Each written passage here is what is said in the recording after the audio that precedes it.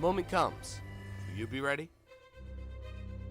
We offer installation of siding, vinyl, and composite. We also do replacement windows, doors, roofs, decks, attic insulation, and e-shield. For years, it had been the same routine, working all night. Ah, those beautiful faces. I wanted more, for me, for them, for our futures. There was this day that something changed, a simple moment of dress-up. It opened my eyes. Take charge of your future and go big at CCM. Provide your team or athlete with quality trophies, medals, plaques, and awards with Performance Trophy and Medals of Randolph. Call us today at 973-989-8775.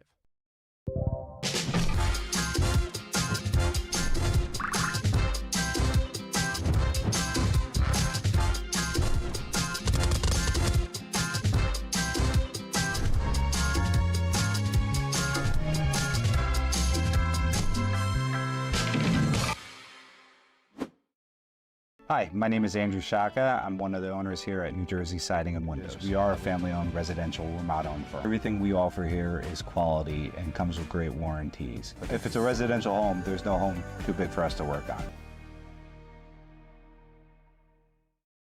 David Hashagen here from Big State Sports. You're watching free coverage of the best high school athletes across the Garden State.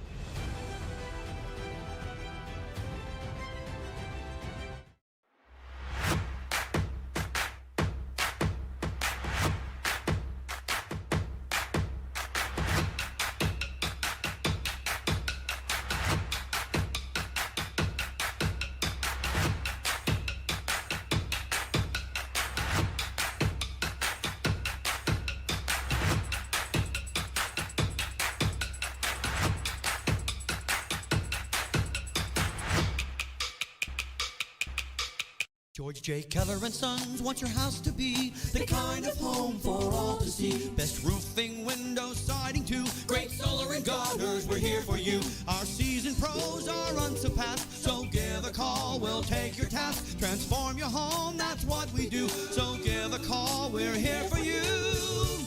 For roofing, siding, windows, and solar, we do it all for you. George J. Keller and Sons. Your family-owned operation since 1980. Call for your free estimate. Got the new iPhone 17 Pro and Verizon picked up the tab. No way. Yeah, it's me.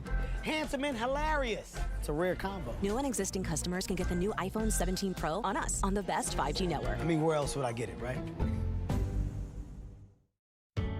My room is so cold, my fish froze. Mine's so hot, my sneakers melted. Rooms with different temperatures? That means your HVAC system is outdated and wasting energy.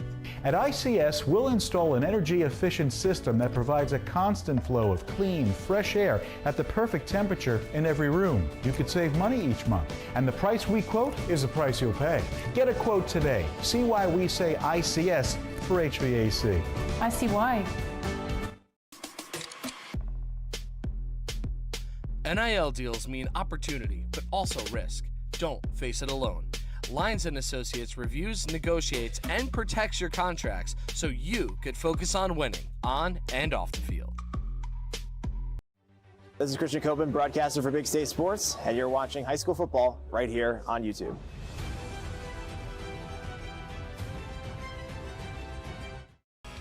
Pick Your Cards is located on Route 46 in Ledgewood. Our huge inventory can be shopped online at pickyourcards.com, where you can use the code Big State Sports for an extra discount.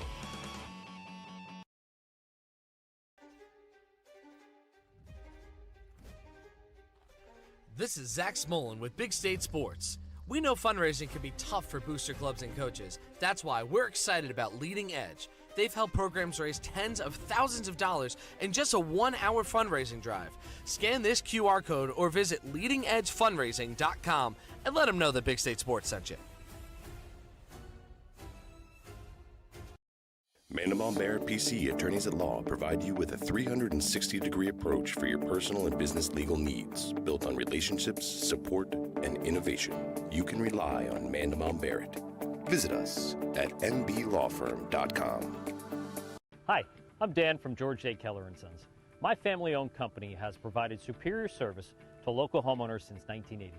And based on the strength of our commitment to you and your positive reviews and feedback, we are now a GAF 3-star President's Club winner. That's right, one of 30 winners out of 2,600 Master Elite dealers nationwide. Our seasoned pros provide the best service and quality products from beginning to end of your project. Give us a call today for your free estimate. Thinking about making a move? Call Michael Rossi from Keller Williams, your residential real estate enthusiast. Whether you're looking to sell or buy, Mike's your guy. Likely one of the most expensive and stressful transactions a person makes is real estate. So why not have fun doing it? Call Michael Rossi today, where he is bringing the process from frustrating to fun. Hi, my name is Andrew Shaka. I'm one of the owners here at New Jersey Siding and Windows. We are a family-owned residential remodeling firm. Everything we offer here is quality and comes with great warranties. If it's a residential home, there's no home too big for us to work on. David A. Santini, CPA, LLC, providing financial peace of mind. Let us take the stress out of taxes for you too. Peace, love, and taxes. Here at Open Road Cadillac, everybody gets treated just like family. We always make sure we find the right car for you. The 2025 Cadillac Lyriq, now for the limited time price of only $529 a month. Open Road Cadillac of Morristown in Florham Park, New Jersey. Third down to give. Montella cuts back up the middle, and he's over 1,000 yards, and he's off to the races. Up in the air, blocked down! Dumping in wide open net. Too easy right there. Holly Chapman, she'll take off from the wing. That one's good. Webb trying to get the pin. Here we go. And it goes! That would win it for Warren Hill. Great senior night ceremony here at Lenby Valley High School. A 63 save performance by Casey Connor, the Crimson. And he break his record. Penty Edwards wins it. First game of your conference schedule. So good, and we're all so pumped and just happy to live. Lineups ahead tonight on Morris Sussex.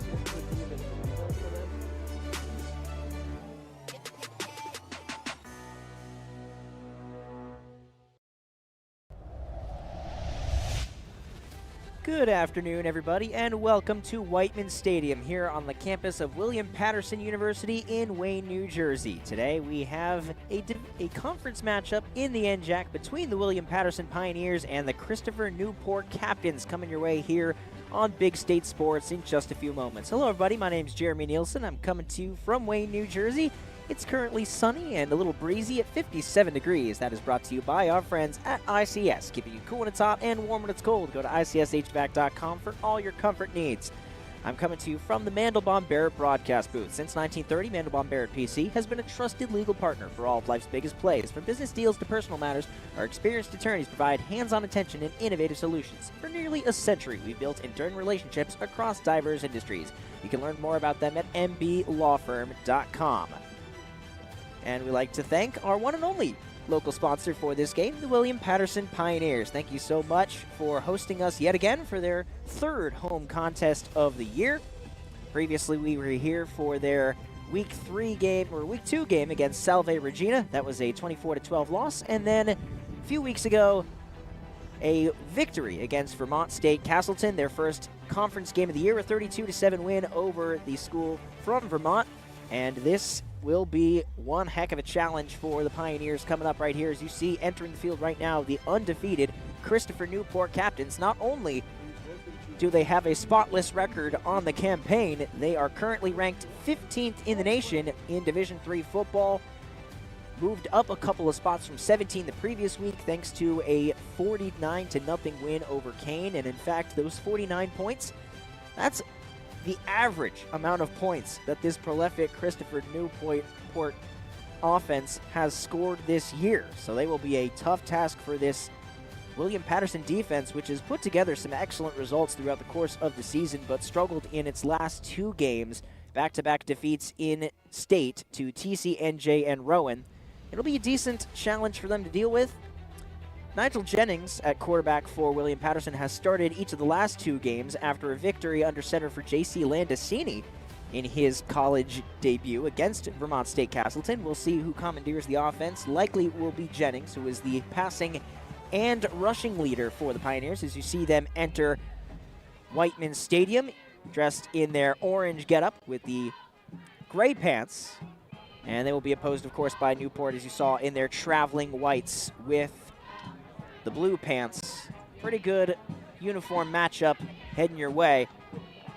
So for William Patterson, 2-4 overall in the year, 1-2 in conference. They've got 118 points scored on the year, 167 points allowed for a -49 differential. It's a little under 20 points per game and right around 28 points allowed per game.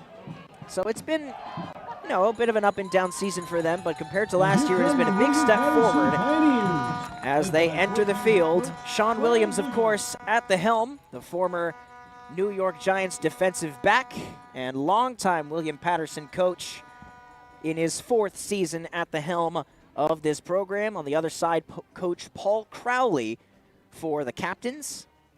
He is in his 3rd season at the head coach position, and in his brief time in Newport News has really helped spur a turnaround for this team. They had a bit of a lost decade, came on the scene. This is their 25th season, by the way, in Division III football, so they're kind of celebrating that anniversary this year, and they immediately burst onto the scene with all kinds of conference titles, of course, before they joined the NJAC, but 2 years ago, they won the NJAC in 2023 and then lost to Salisbury, who is another team to keep an eye on as far as the NCAA playoffs and, of course, the NJAC title. Those are the two heavyweights, so to speak, and a little ironic given that neither of them are in New Jersey, but that is how Division III football sometimes works. So we'll have the coin toss here for you. And you see Nigel Jennings heading out there, one of the captains for this William Patterson side. He is flanked by the number 0 of Jace Harmon, as well as the number 41 of Munvi Francois. And the number 1, James Nevels. Nevels and Harmon, two defensive standouts on this team, kind of a linebacker duo. The other side for Christopher Newport, Matt Dezierski is, in fact, a grad student, and he's one of the captains for this team, a quarterback for many years, but he has taken a bit of a backseat to Connor Berry, who's really had an ascendance these last few years under center for Christopher Newport. Christopher Newport won the toss, elected to defer. And so, as you heard just there from the official, the coin toss went the way of Christopher Newport, but they will ultimately defer and hand the ball to the Pioneers to start out. So it should be an interesting test for this William Patterson offense to go against Newport. And again, we mentioned the offense is certainly the leading unit for these captains, but they're a pretty stingy defense too, averaging exactly 16 points allowed per game, a pretty good clip. As we're closer and closer to D3 football, of course, here on Big State Sports, we welcome you here. It's been a busy, busy day already, and we're not even all the way through it. 21 games on our network today, including county finals, but we will throw it over to the public address for the national anthem. As we honor America and those who serve to protect it with the singing of our national anthem, performed today by sophomore music majors Phoebe Paddock and Nicholas Lucera.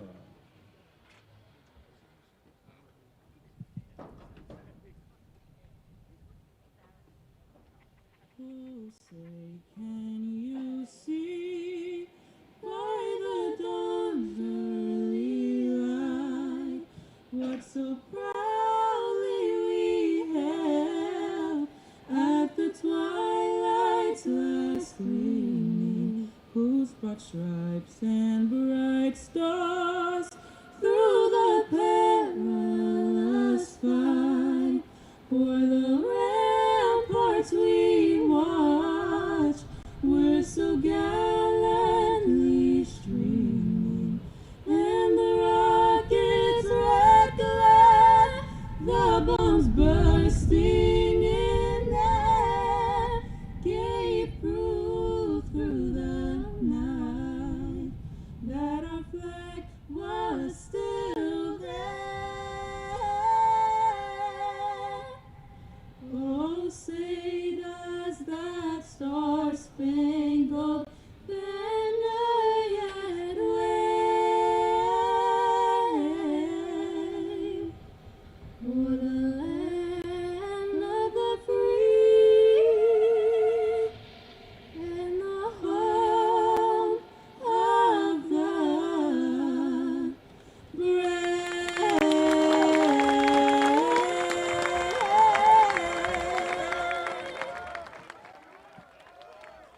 Great performance as always from those two. They've done the anthem in all 3 home games thus far for the Pioneers and done a great job each time. So we are just about ready for football here at Whiteman Stadium. Thank you so much for joining. As mentioned, busy day on our networks, mostly in the high school arena, of course. That's our bread and butter. Plenty of football games as we head closer and closer to the state playoffs there, but lots of county finals today in soccer and field hockey. And thanks to our new Group Spot chat, Group Spot is a sponsor here at Big State Sports. We'll be able to give you some periodic updates from our games around the network today. And so Christopher Newport will kick us off here. And number 37, Emilio Mendez. A couple of different returners here for William Patterson than we've been accustomed to seeing, as it will be kicked off here by Christopher Newport's Max Lawton. And off we go. Thanks for joining us here as this booming kick heads just shy of the end zone. Is going to be scooped up for a return here. Nice carry back over the right sideline. Good distance there as it's taken along the far side there by the number 37 of Emilio Mendez, the freshman from Dover, New Jersey. And we are underway. So perhaps not too much of a surprise here. We talked about William Patterson in previous broadcasts, almost exclusively New Jersey high school players, and the same more or less goes for the captains, with almost all of their talent coming out of the Commonwealth of Virginia. Some pedantic folks would probably get on my case if I called it the state. It is, after all, technically a Commonwealth. So Nigel Jennings will lead the offense here. And we've got a pair of lefty quarterbacks, so something to monitor here as we go along. And Jennings throws near the far sideline, looking for Brian Dorsey, incomplete. Not a bad idea to try to get this pass offense started. Manley is a sophomore. He's turned in a couple of solid performances throughout the season already. Is their top receiver with 233 receiving yards.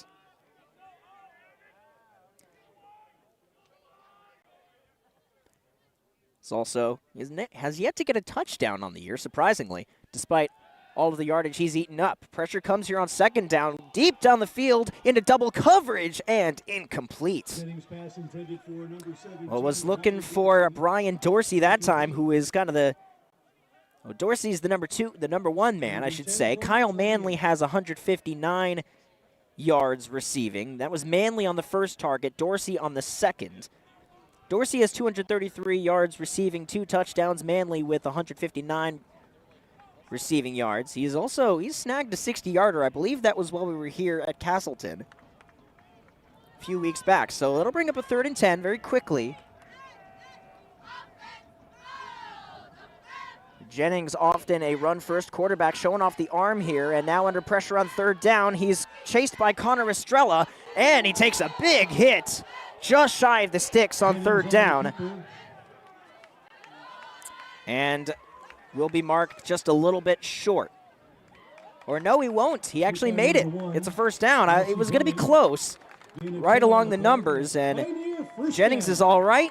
Took a big hit there, but you see, of course, he is a very good improviser. Hails from Garfield, New Jersey, played high school ball starting out at Bergen Catholic for a while, mostly rode the bench there, and then took off as a senior at Patterson East Side. And he's able to run for the 1st down after a couple of passes which were almost there. Didn't quite make the connection. Low snap there, and he will give first running play of the game. Didn't get very far. A mass of captains able to come up with the stop there on Ethan McNair. Ethan McNair on the carry. McNair comes in with 135 rushing yards on the season. We mentioned Jennings is their lead runner. He's run for 339 rushing yards and has reached the end zone 5 times on the ground. He's also thrown for 657 yards, a completion percentage of 51.4, and 3 passing touchdowns as he finds his man Dorsey over to the near side. And a short connection will show up, set up 3rd and about 7 here. Just underway here at WPU. Cloud covering the sun, so it's a nice fall day here. And last time we were here against Castleton, it was a hot day. It was October, but it was about 80 degrees in direct sunlight, so it sure didn't feel like it. This feels like October. 3rd down and 6 coming up here. Jennings once again operating out of the gun. 2 receivers to the right side. He goes near side, takes a big hit, but gets the ball off towards Dorsey. It floats incomplete. Looked like Estrella with the pressure. Mentioned his names a couple times already. Estrella is the leading pass rusher on the Captains with 6 sacks and 10 tackles for loss. And he was able to speed up that throw, and it will lead to a Pioneer punt. So a successful job there for the Christopher Newport defense. Will force the punt. Marcos Hansulis to get this one off, and he does. Fair catch signaled at around the 30-yard line, backs up a little bit. That was the number 7, Noah Martin, who is another one of the defensive leaders for this Newport team, but also serving as the punt returner there. And we will see this explosive Chris Newport offense take the field for the first time. 1st and 10 CNU from their own 28. Led onto the field by quarterback Connor Berry. Top back is Gunnar White. Receivers Colin Hart, Matt Dezierski, and Josh Powell.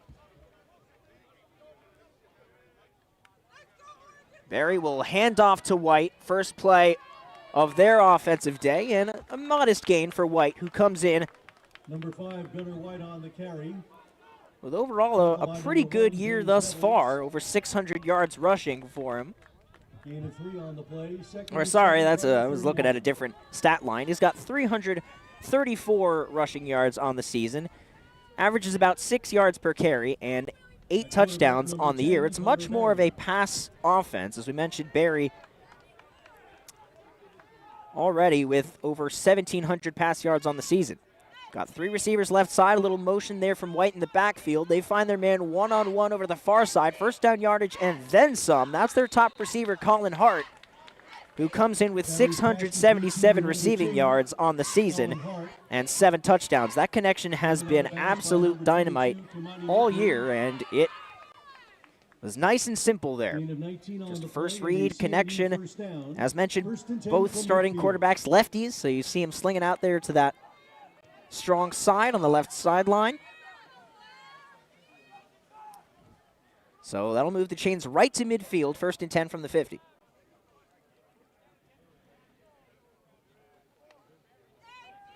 Berry drops back, fakes the handoff, now throws near sideline and completes it again. It's another connection with the number 2, Colin Hart. So those two continue to sparkle together, and nothing fancy here for Berry, the junior quarterback out of James Madison High School, the native of Ashburn, Virginia. Colin Hart also from Ashburn, so same neck of the woods. Different high schools, though. Hart attended Stonebridge. He's operating out of the gun this time. A little pre-snap motion there from the tight end, Jason Viernes, and they will hand the ball off to White. Gets a solid gain on first down, brought down by a couple of Pioneers, including James Nevels. Kamani Maitland also assisting on the tackle. Nevels has had a pretty great season for William Patterson. He leads in interceptions with 4 of them, including 2 pick sixes. One of those came in their last home game, that win over the Castleton Spartans, which we were here for. And that was such a triumphant day for William Patterson, particularly on defense, but also on offense. We saw quite a few flashes from J.C. Landicini in quarterback. Also a sophomore like Nigel Jennings. But Jennings has taken the reins of the offense. He started as a freshman. There's a nice pass and a leaping catch there in the flat. Going to be a solid gain on second down, set up a 3rd and short. That was the number 17, Josh Powell from Norfolk. Sophomore at 5'6", 160.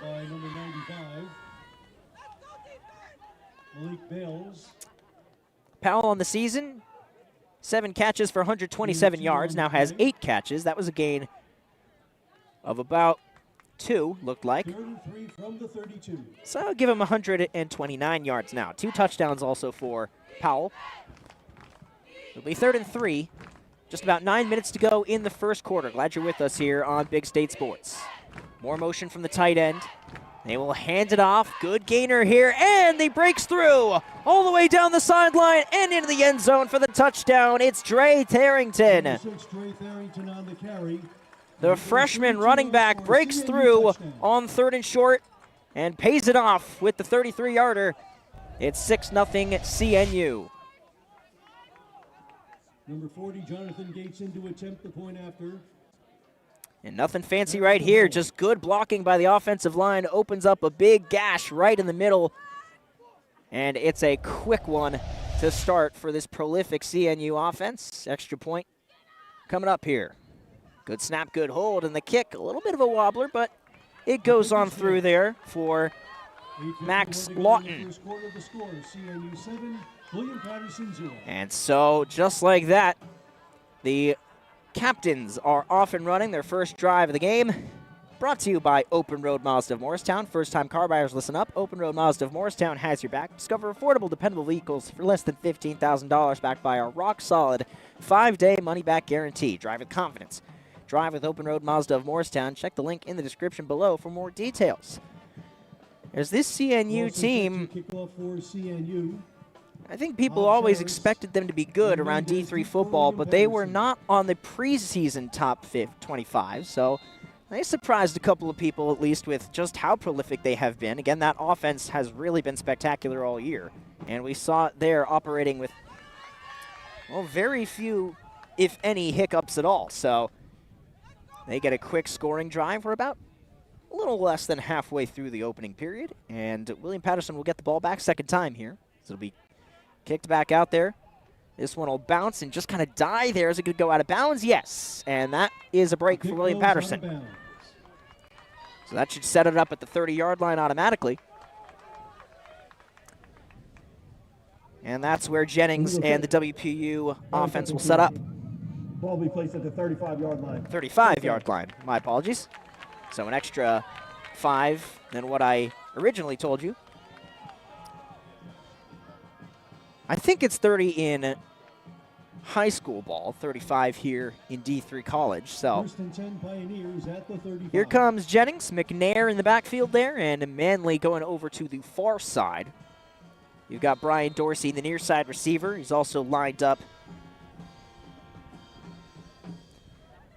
Looks like Nolan Epps in the slot.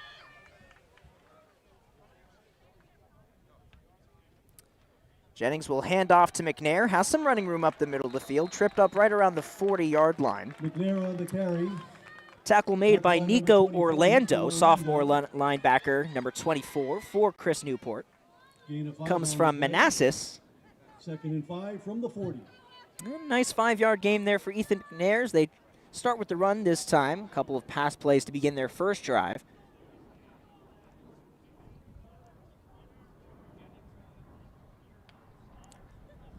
Three guys on the line, and a big run here from McNair. Burst of speed, got through the line and tripped up at the second level. That's a nice run right there from the 40 into Christopher Newport territory. Should be a gain of about 15 yards, make it 16. 44, a gain of 16 and a Pioneer first down. And first real chunk play there on the running game side for WPU. Looking to equalize here after the early touchdown run from Tharrington. Jennings takes the snap, will fake the handoff and stop up, then plow his way forward past the 40-yard line. About 6 there on that carry from Jennings. As mentioned, very much a running QB. He averages about 4 yards a carry, but that's also when you factor in the lost yardage from sacks and the like. So if you strictly look at yards gained, well, I don't know exactly how I would have to know how many times he's been sacked. I'm not sure I'm going to be able to procure that off the top here. But it's probably more than that 4 yards, just on designed runs, as dropping back and looking here along the left side, airs it out. Jump ball is snagged by Dorsey. Wow. A great job there by the sophomore to high point the football and come down with it around the 25-yard line. So that connection stays good here. You see the pressure come a little bit there from the left side of the O-line, and just able to rise up over the top. It was Yasir Jeter in coverage. Now a quick toss, a little bit too far there for Dorsey. Pass intended for Dorsey, incomplete. Just a bit too far. As we give you a few more starters here Second and 10 from the 25. for William Patterson. We've seen Dorsey and Manley. Duke McDuffie also as the slot receiver today. Bishop Nichols is the tight end. Offensive line, Jairo Ruiz, Jaden House, Jason James, Kevin Thomas Jr., and Spencer Ribisky. That's from left tackle to right tackle. And Isaac Cherry, well, he's listed as the starting running back, but we've seen instead McNair in there right now, as there's a nice QB run here for Jennings. Finds some room before he, well, bowled over Dorsey, and that should get him to the first down marker at the very least. He might have had a little bit more if he was able to navigate around his receiver, but that's only a minor quibble.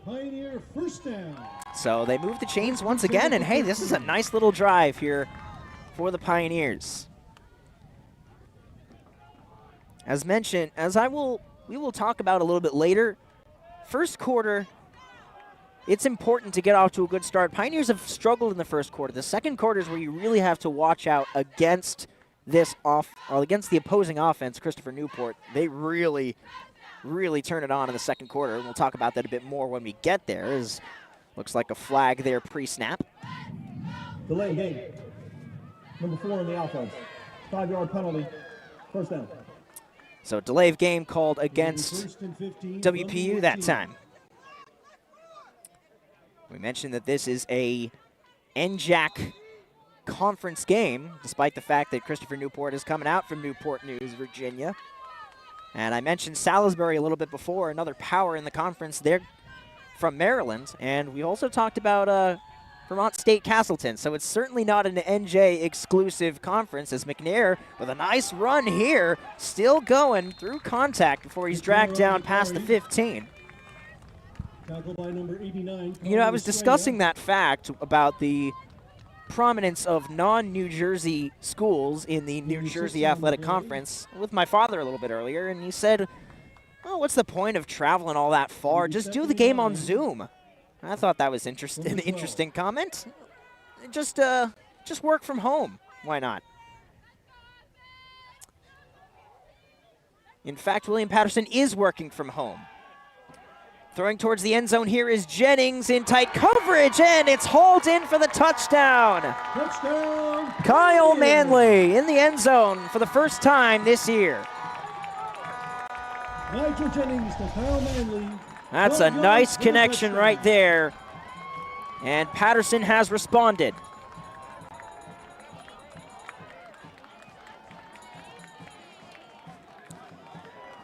Just floated it right there to the corner of the end zone. Eli Sherfield in coverage there, but could not disrupt Manley, who grabs the touchdown. Fourth passing TD for Jennings, as the extra point is booted through by Matt Davidson. 4 minutes and 40 to go on the clock. We are even at 7 here as William Patterson answers the bell. And a nice response in front of their home crowd. They've got home field advantage, which is made possible by Athletic Fields of America, enhancing the athletic experience by transforming sports facilities into premier venues for competitive and recreational activities. Learn how Athletic Fields of America can take your sports facilities to the next level by visiting afoa.us. Pioneers, of course, 1-1 at home. A little bit backloaded as far as their home games go for their schedule. As looking forward towards the end of the year, they will have back-to-back home games against Kane University and Montclair State, so both in-state rivals, to finish the year. That'll be after their trip to Salisbury next week. Certainly a lot to look forward to there as far as Montclair State, and I believe we should have those final 2 home games of the year for William Patterson here on Big State Sports. I haven't actually gotten confirmation on that because I haven't thought to ask, but I will certainly ask as this one will be fielded just past the 10-yard line. A good return here. Look out. Rumbling forward is the man who was in the end zone recently, Dre Tharrington. And there is a man down here as the flag was thrown, but it looked like it might have been picked up, or no, now it's just been dropped at around the 35. So everybody stays up here. And we will assess the marker here on the kickoff. Good return there for Dre Tharrington.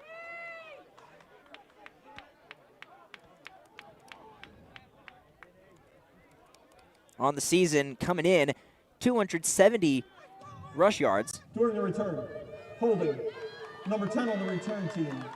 10-yard penalty from the end of the run. First down. Connor Berry guilty of, or Tristan Edwards rather, is guilty of the holding call. There's a couple of number 10s. I don't imagine the quarterback would be out there for a kickoff return. Well, I've been wrong before. Tharrington is the number 2 running back. As mentioned, 270 rush yards, averaging about 7 yards per carry with now 3 touchdowns, including the 33-yard scamper earlier in this game. As here's a nice run, but met quickly by a bunch of Pioneers and forced backward. Gavin Rembert in the middle of it there, the number 5 for the Pioneers. Looks like no gain. And that was Gunnar White, the senior running back who's had a pretty decorated career here, all 4 years at Christopher Newport.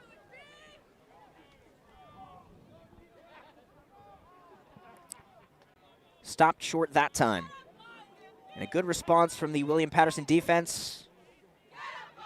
A lot of strong contributors. We'll give you some of the starters in just a few moments. As you saw Rembert on that last one of the 3 or 4 linebackers. As rolling out here is Barry, looking for a man down in double coverage. Nice breakup right along the sideline.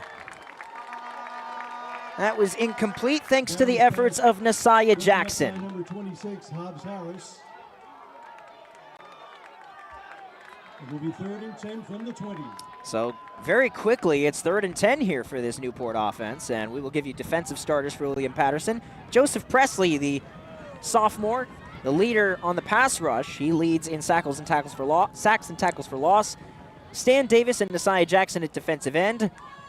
Outside linebackers Kevin Takazala and Jace Harmon. Inside linebackers, or Gavin Rembert and Jace Harmon are your inside linebackers. Takazala and Amika Ogugwo are your outside linebackers. Kamani Maitland and Daryl Mims at corner, and at safety, James Nevels and Anthony Macera. And Newport will call timeout here on 3rd and 10. So we will step aside briefly, be back for the final 3 minutes 38 of the first quarter here on Big State Sports.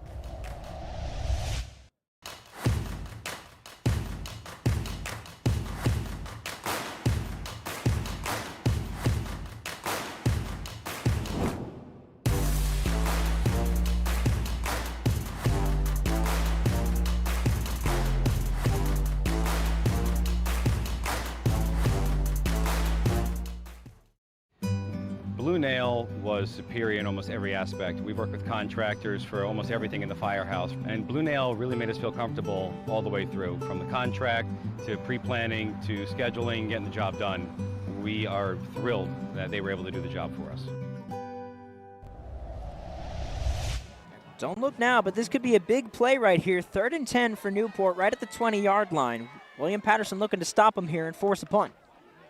Dropping back is Barry. Barry, pressure comes, fires over the middle of the field, and has a man wide open down the seam. There he goes, still galloping free. My goodness, what a run all the way inside the 10. And finally tripped out of bounds. Jason Viernes, the tight end, absolutely cuts one loose. And the chain gang will make their way as it went all the way from their own 20 to the William Patterson 8-yard line. That's a gain of 72. And that's why I said it was a big play. It wound up being just that for the captains, who are immediately inside the 10 just like that. As the tight end just got lost in the shuffle there, it'll be a QB runner here for Barry, who stays on his feet and gets his way in. Touchdown, Christopher Newport. And you think they're a good offense? Well, look no further than those last 2 plays, gobbling up 80 yards in 2 plays like it was nothing. And the 8-yard scamper seals the deal as it's quickly back to a Christopher Newport 13-7 lead. Nothing fancy there as Massera tried to bring him down by the shoestrings, but couldn't quite do so, as it'll be the point after. Bit of a low snap, but booted through no problem. Kick is good. 2:43 to go in the first quarter. I should say the starting place kicker is Jonathan Gates, number 40. I'd been calling him Max Lawton, who's the number 48, who's also one of their place kickers, so I apologize for that. Familiarize you with that Newport offense as far as their starters go. You just saw Jason Viernes, their starting tight end, wrap up that big play. We have seen Barry, of course, at QB, Gunnar White at starting running back. You've seen Colin Hart and Josh Powell with a couple of catches. Matt Dezierski also there, the number 1, as one of their receivers. On the line, it's Ethan Gonzalez-Bonilla, Andrew Belford, Joey Johnstone, Alex Brand, and Kellen Roberts. That's from left tackle to right tackle. And we will familiarize you with their defense in a few moments as Gates will kick us off. Once again, 2 men back to return. Emilio Mendez on the far side. There he goes. Gets to about the 30. Flags fly all over the place. 3 of 5 officials threw flags there, so they all saw the same thing. And for the second time in as many kickoffs, we will assess a penalty here.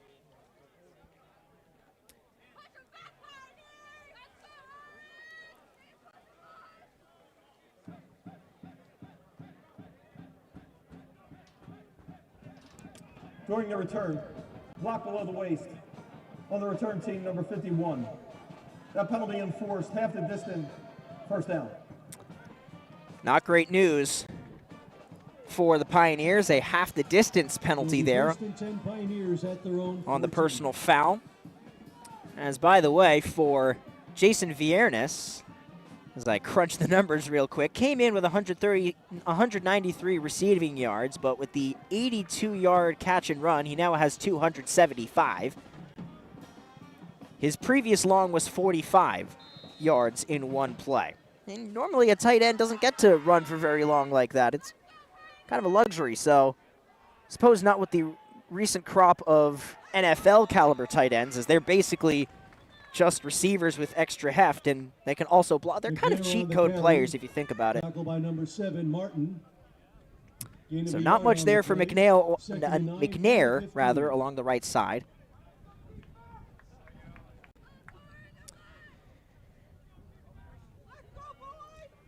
Starting defense for Christopher Newport will get them to you here after this next play, as Jennings will hand off to McNair again. He's had some success running up the middle. He kind of takes it over towards the right side by the numbers. And he'll set up a third and manageable. Looks like 4. By number 3, Jeter. Gain of 5 on the play. Yasir Jeter, mentioned there, is one of their starting corners. They've got 5 in the secondary. Eli Sherfield, Yasir Jeter, Tahir Johnson, Noah Martin, and Eddie Henderson. Martin is kind of a roving defensive back who goes wherever he's needed. 3 on the defensive line, Devin Norman, Jerry Cashwell, and Charlie Clausen, as the throw there looking towards the sideline, just a little bit too far there, was looking for the tight end. That was Mike Asafo. And that will be how that drive goes by the boards. As also there, 3 linebackers on the defense for Chris Newport. Masai Bruning, Maddox Lee, and Nico Orlando. So gotten all those starters out for you here just before the end of the first quarter. Be another punt here for Hans Sulis.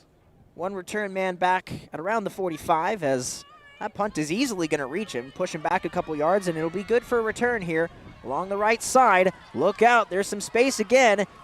Cutting it back. Ball is out, though, and it looks like he got it. Whoa, some chaos there as he looked to have collided with his own man. The punt returner was Noah Martin, and he brings it back past midfield and survives the fumble. So, bit of an adventure there, but no harm, no foul for the offense of the captains, which will get right back out there with a short field.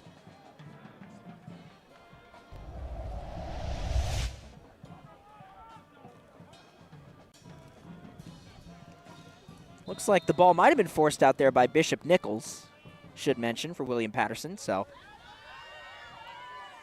just didn't quite bounce their way. Dropping back, throwing deep down the sideline, has Hart, he's there, touchdown! Just like that. Connor Berry to Colin Hart in the end zone for the 8th time this year. 3 touchdowns in the first quarter for the absolutely prolific Newport offense. And absolutely no nonsense To attempt the point after, Barry to hold. for Paul Crowley's team. With offensive coordinator Craig Smith, a well-oiled machine, they continue to pile on the points and the yardage. And that's that right there, 21-7 in the blink of an eye. The score, Christopher Newport 21, William And we'll take a brief timeout here on Big State Sports as Christopher Newport extends their lead. High-speed fiber is designed to be fast. Up to 300 times faster than cable and up to 500 times faster than DSL. As fast as 10,000 megabits per second up and down if you speak nerd. We're talking cheetah, bullet train, lightning strike, hummingbird, race car kind of fast. Planet Networks. So fast, it's worth the wait. Back here in Big State Sports, we just got an exhibition of how quickly this Christopher Newport offense can put points on the board. How about one play, a 42-yard throw and Hobbs Harris deep. from Connor Berry to Colin Hart. With 50 seconds to go in the first quarter, it's a 21-7 CNU lead. Kickoff will once again be fielded around the 5-yard line for the return. And he goes right into a man. Well, that was hazardous. Looked like Hobbs Harris on the return. Hashim Hobbs Harris. Hobbs Harris on the return. Hails from Somerville. Number 4, Henderson. And we have seen Shaheem Hobbs Harris throughout the course of the Pioneers, the other Pioneers dressed in orange. There's always a little bit confusing. Ball will be marked at the 22-yard line. Somerville 1st and 10. just finished up another outstanding regular season, finishing 8-1 under head coach Matt Bloom, and we will have their playoff matchup for them in the first round on Big State Sports, as we had their entire sectional playoff run last year. We should be able to follow them even further into the playoffs if they do get that far, which of course you never know. But they will be a tough out in the Group 3 playoffs as the William Patterson Pioneers begin their opening drive. And I keep intending to look into whether there's a connection between the William Patterson Pioneers dressed in orange and the Somerville Pioneers dressed in orange. I've just kind of assumed that it's the case. 2nd and 8 from the 24. 25 seconds, and they might be able to get one more playoff before we get to the quarter break. 2nd down and 8. Looks like they will. 15 seconds to go in the stanza. Fake the handoff, throwing down the near sideline, and finds a man for a first down. That's a nice connection with Nazir Dale. Hassan Moore, rather. And that will be zeros in the first quarter. So Christopher Newport with 3 quick touchdowns. They've shown their muscle. William Patterson trying to hang in there, trailing 21-7 here on Big State Sports. That's the end of the first quarter. Academically for your child this summer, but you're not sure what? Come see us at Sylvan. We know exactly how to help your child, and it's fun here. Be proactive and make learning part of your summer schedule. Visit sylvansummer.com today. We specialize in roofing and siding. That includes gutters, windows, doors, stone siding, decks, and painting. We also utilize new age technology like drones and 3D modeling. The drones keep our guys safe on the ground with an aerial perspective, and the 3D modeling gives us exact measurements for precise job scope. Give us a call today. We'll be happy to provide you with a complimentary drone inspection. We look forward to keeping your home and your family safe. Hi, I'm Barry Farber, and I'm so excited to bring you the new special edition hardcover copy of The Adventures of Little Billy in Search of the Magic Tree. Scan the code below and learn more about that adventure.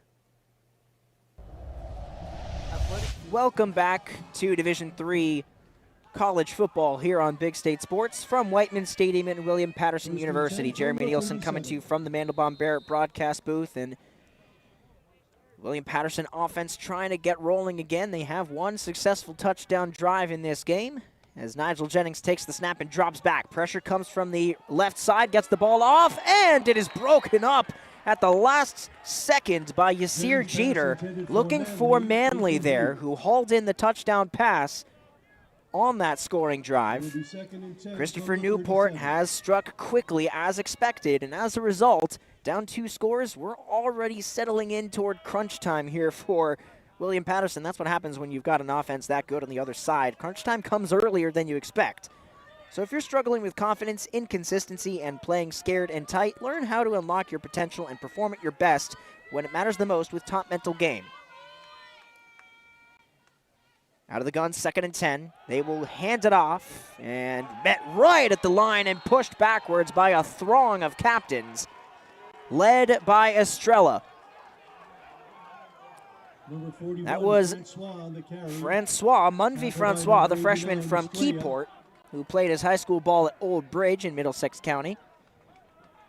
Just wasn't able to generate much of anything there on that play, so it'll set up a 3rd and 9 or 10-ish. It looks like it's marked at the 9, so a gain of 1.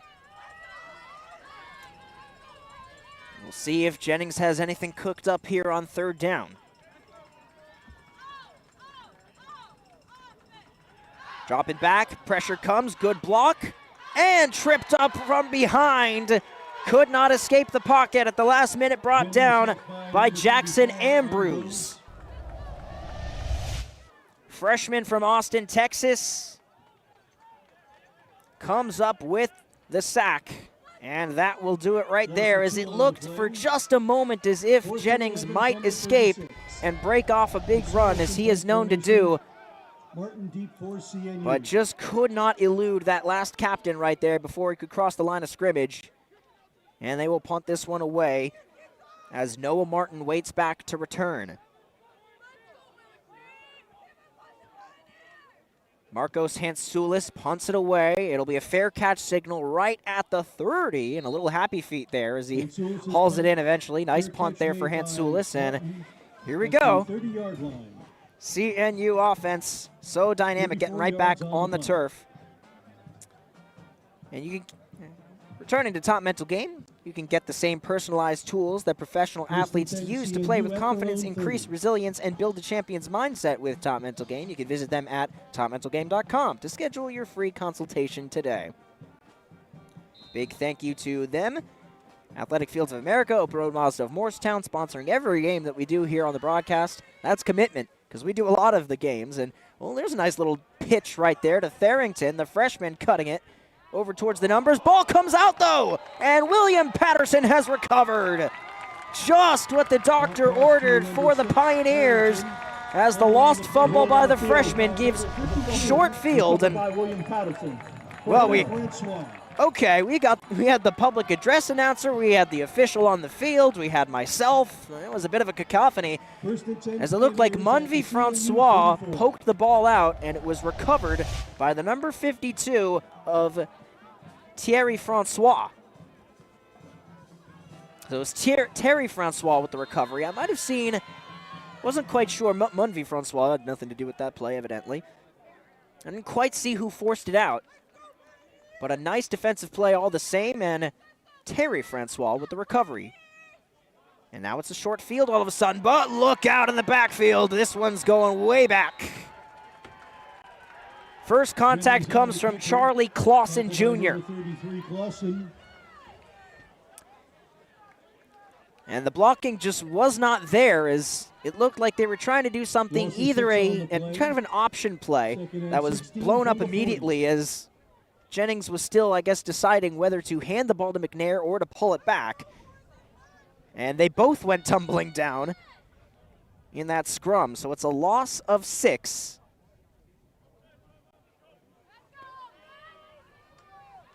And it'll back them back to their own 40. dropping back, looking for some help here. Beams one out, a little overthrown, and it's broken up. And nearly swooping in to save the whole thing was Brian Dorsey. McDuffie was the intended receiver, and it looked like Jeter on the PBU.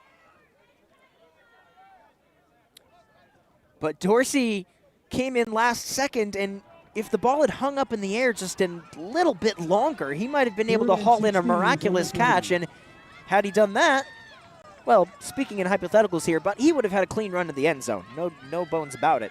It would have just been a matter of if he could have stayed on his feet after all that. Instead, it'll be a 3rd and 16, as clear cut of a passing situation as you can ask for. The protection held up on that last play, but we'll see if they bring a little extra here. There goes Estrella. Escaping the pocket is Jennings. He fires and incomplete, out of bounds anyway. Was looking for Manley and just let it too far along the sideline. And despite the fumble recovery, which gave them a short field, it'll be a 3 and out, thanks in large part to that sack on the first play. It was a loss of 6. It really backed him up. And, I mean, give credit, of course, to the CNU defensive back making that pass breakup and preventing what would have been an easy first down and then some, potentially even a touchdown. So instead, Hansoulis will try to hem him in deep.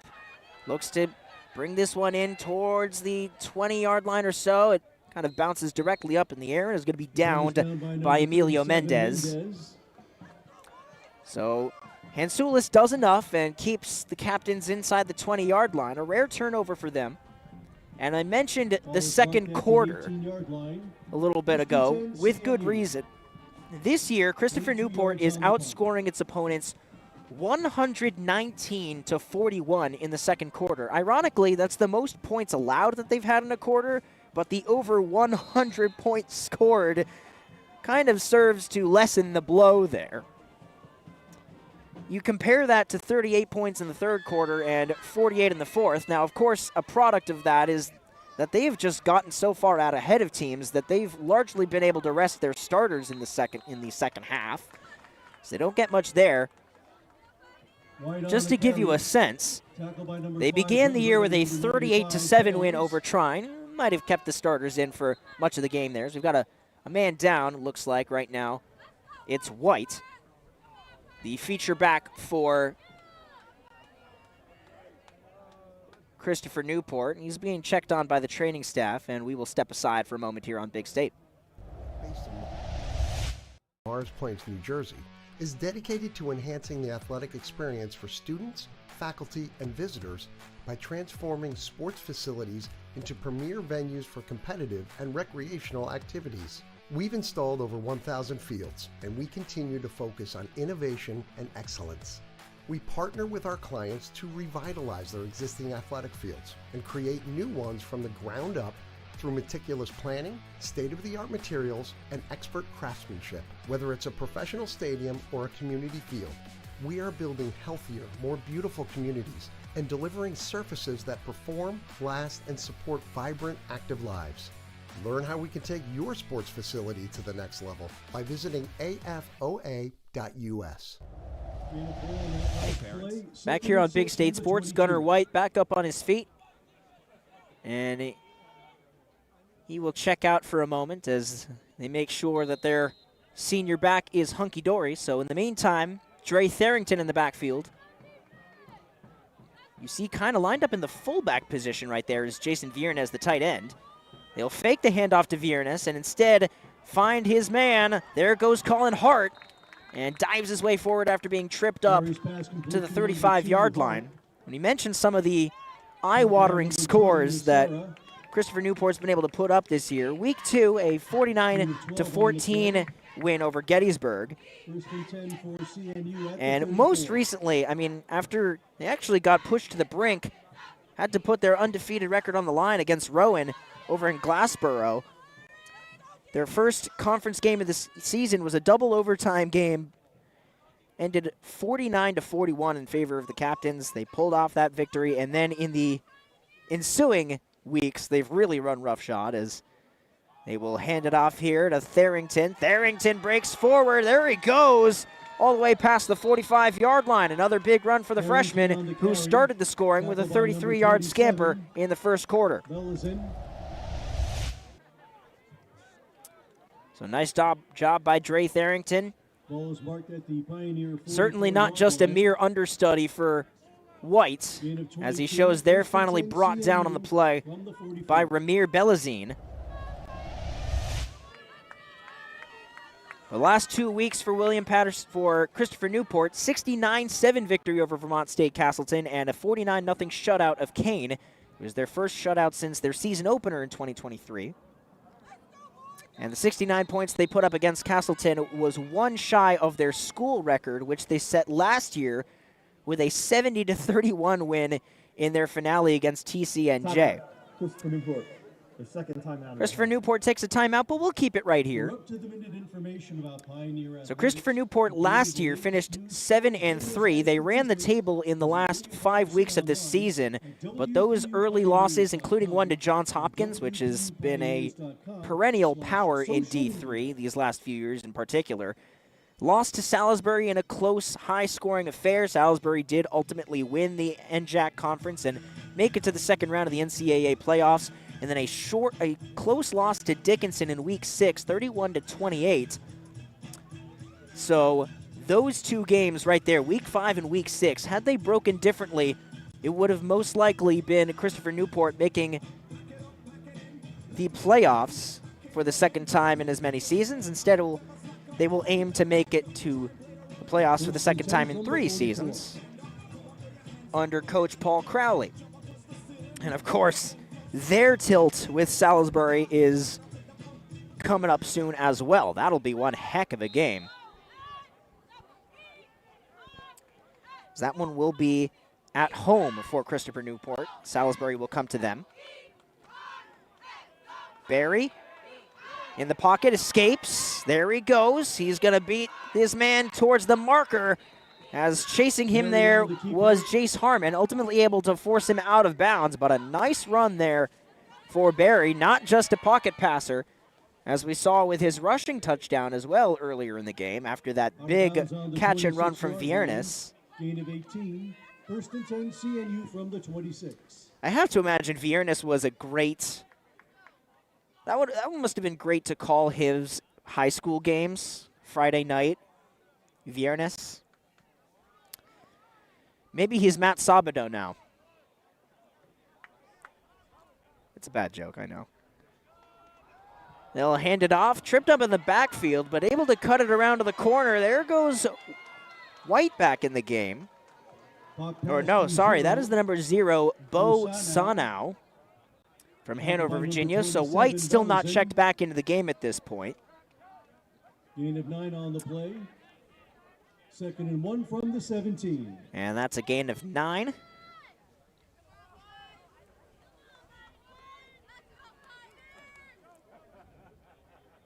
Bo Sanow on the year, mostly deployed as a receiver. He's got 129 receiving yards on the year. You saw him there with the carry out of the backfield.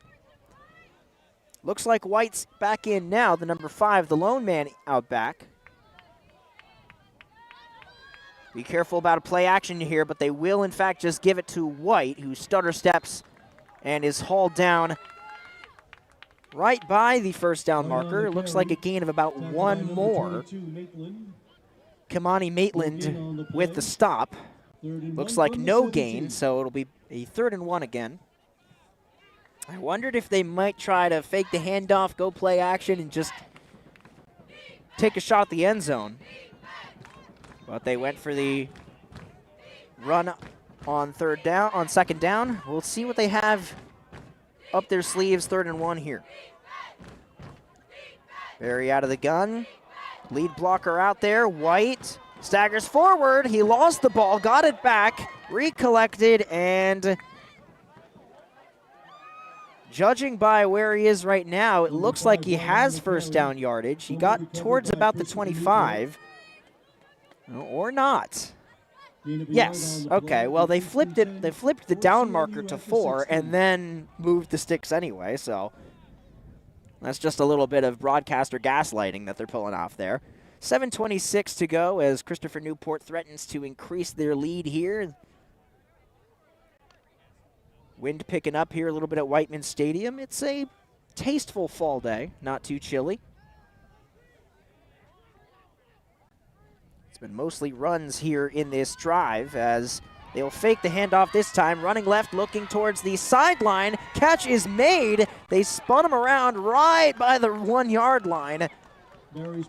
And it was the backup tight end, Ethan Barham, with the reception. Maitland was able to deny him entry to the goal line, but now it's first and goal from the 1-yard line. So again, crunch time here for the Pioneers, powered by Top Mental Game. Can they manage a goal line stand here? 6 minutes 30 on the clock here in the second. Barry will sneak it, and he is in for the touchdown. CNU with their 4th trip to the end zone in the first half. It is 27-7. And the second rushing score for the prolific passer. Go figure.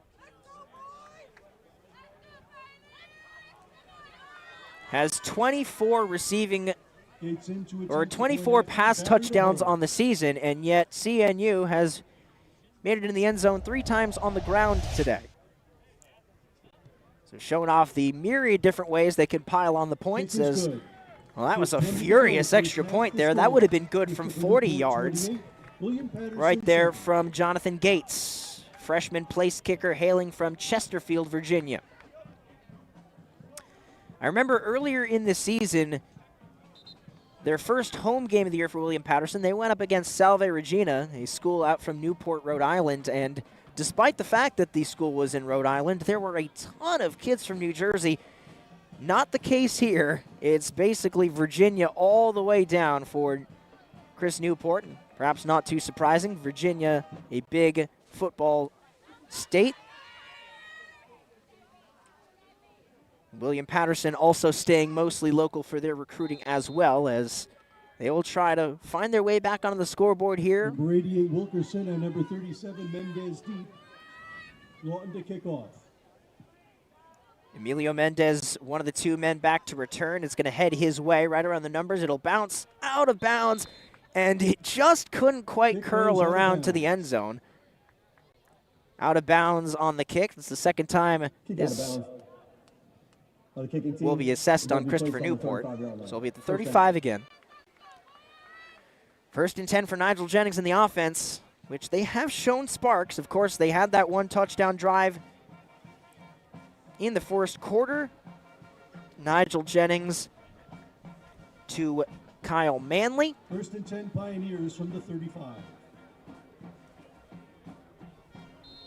It was Manley's first receiving touchdown of the year.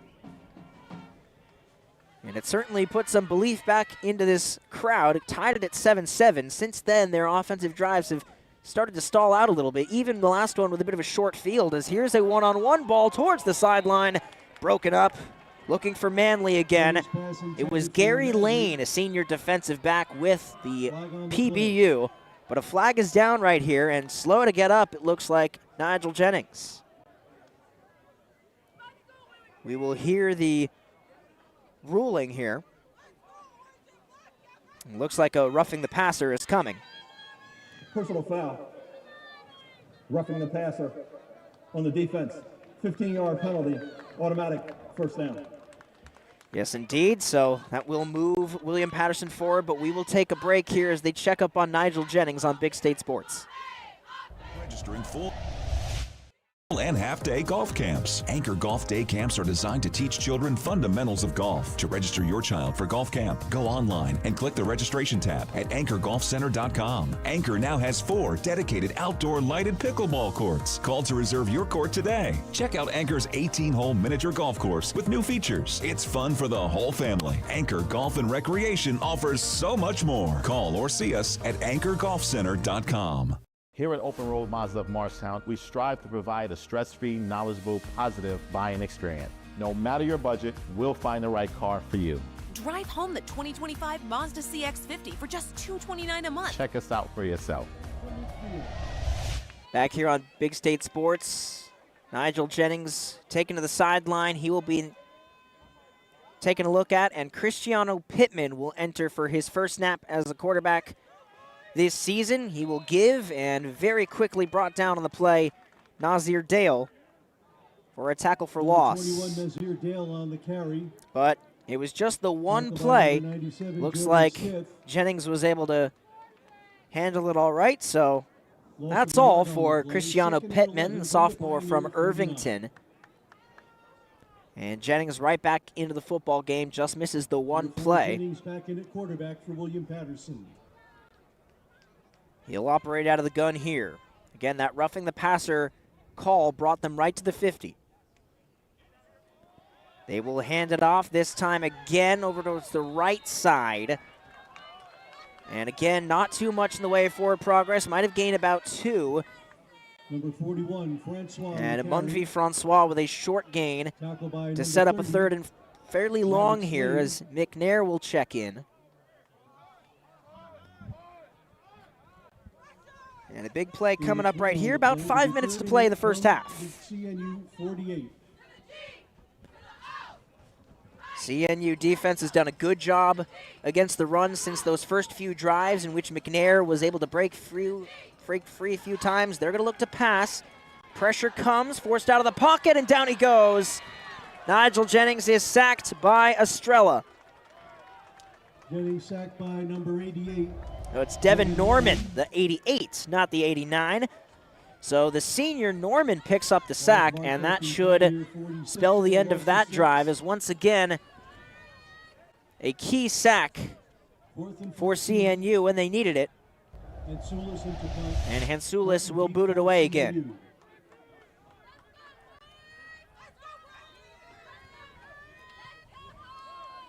Flag flies on the punt as it bounces, and it'll be fielded there, but looks like it was a pre-snap penalty, potentially, so we may have to redo this. Just to mention, by the way, Devin Norman there picking up his second sack of the season.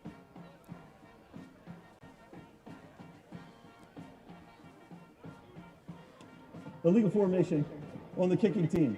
That 5-yard penalty will be added to the dead ball spot. First down. Understood. So an illegal formation on the punt, and it'll be an extra 5 yards as the play was ruled dead when it was received by Martin. Martin, by the way, leads the captains in tackles with 34 on the defensive side. We've mostly seen him on the punt returns. He's got a couple of interceptions, too. Haven't been too many interceptions for Christopher Newport, but again, they haven't necessarily needed to take the football away. They've been so prolific offensively. As long as they're able to force punts, that's good enough for them. And indeed, they've been able to do enough there. Haven't forced any turnovers here today, as this will be a nice run here for White. Runs into a bunch of players, including a few of his own. And that eventful 6 or so yard rush will bring us inside 4 minutes in the first half. Again, we thank you so much for tuning in here on Big State Sports. It's a very, very busy day around the network. We've got a couple of score updates for you, particularly on soccer. Earlier, Toms River North won in the Boys Captain's Cup final against Shore. Ended up being a 1-0 final. Sparta up 3-0 on Vernon, as there's a nice run out to the outside. That'll be first down yardage for White again. So Sparta takes down Vernon in the HWS girls soccer final. They are champions in the HWS for the second time in 3 years. Joel Kanya on the call for that one. Somerset County final, Pingree with the victory, the Big Blue have come away with a 3-0 victory there. So Somerset County champions, that is in boys soccer, I believe, is play action here. Stepping up, Barry looking for it all down the field. He's got Hart. There he goes. And just shy of the goal line, he's brought down right about at the 1-yard line. What a bomb from Hart to his top man. And down in the end zone is the William Patterson defensive back. Ball will be marked at the 1-yard line. Gain of 62. And you see he just got a step right there on Ramir Belazine, who is the man down in the end zone right now. And we'll step aside for the moment here on Big State Sports. And you're staying frosty for free right here on Big State Sports.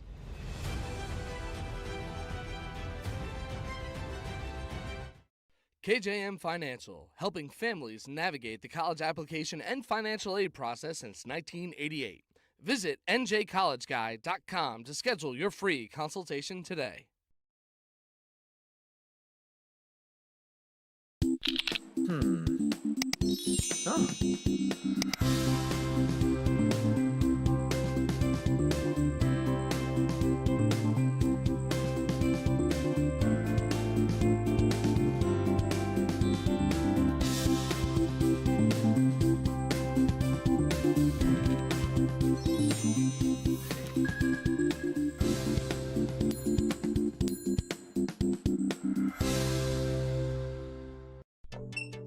Go ahead, take a deep breath. Oh, nice, huh? That's some clean, fresh air at the perfect temperature.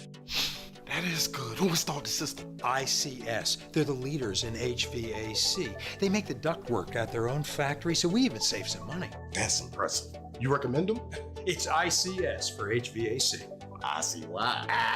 Hey, Lorraine, go get a big plastic bag. Take some air home with you. Welcome back here on Big State Sports. Ramir Belazine, the sophomore from North Plainfield, has been helped off the field by the training staff. He's being examined right outside the end zone.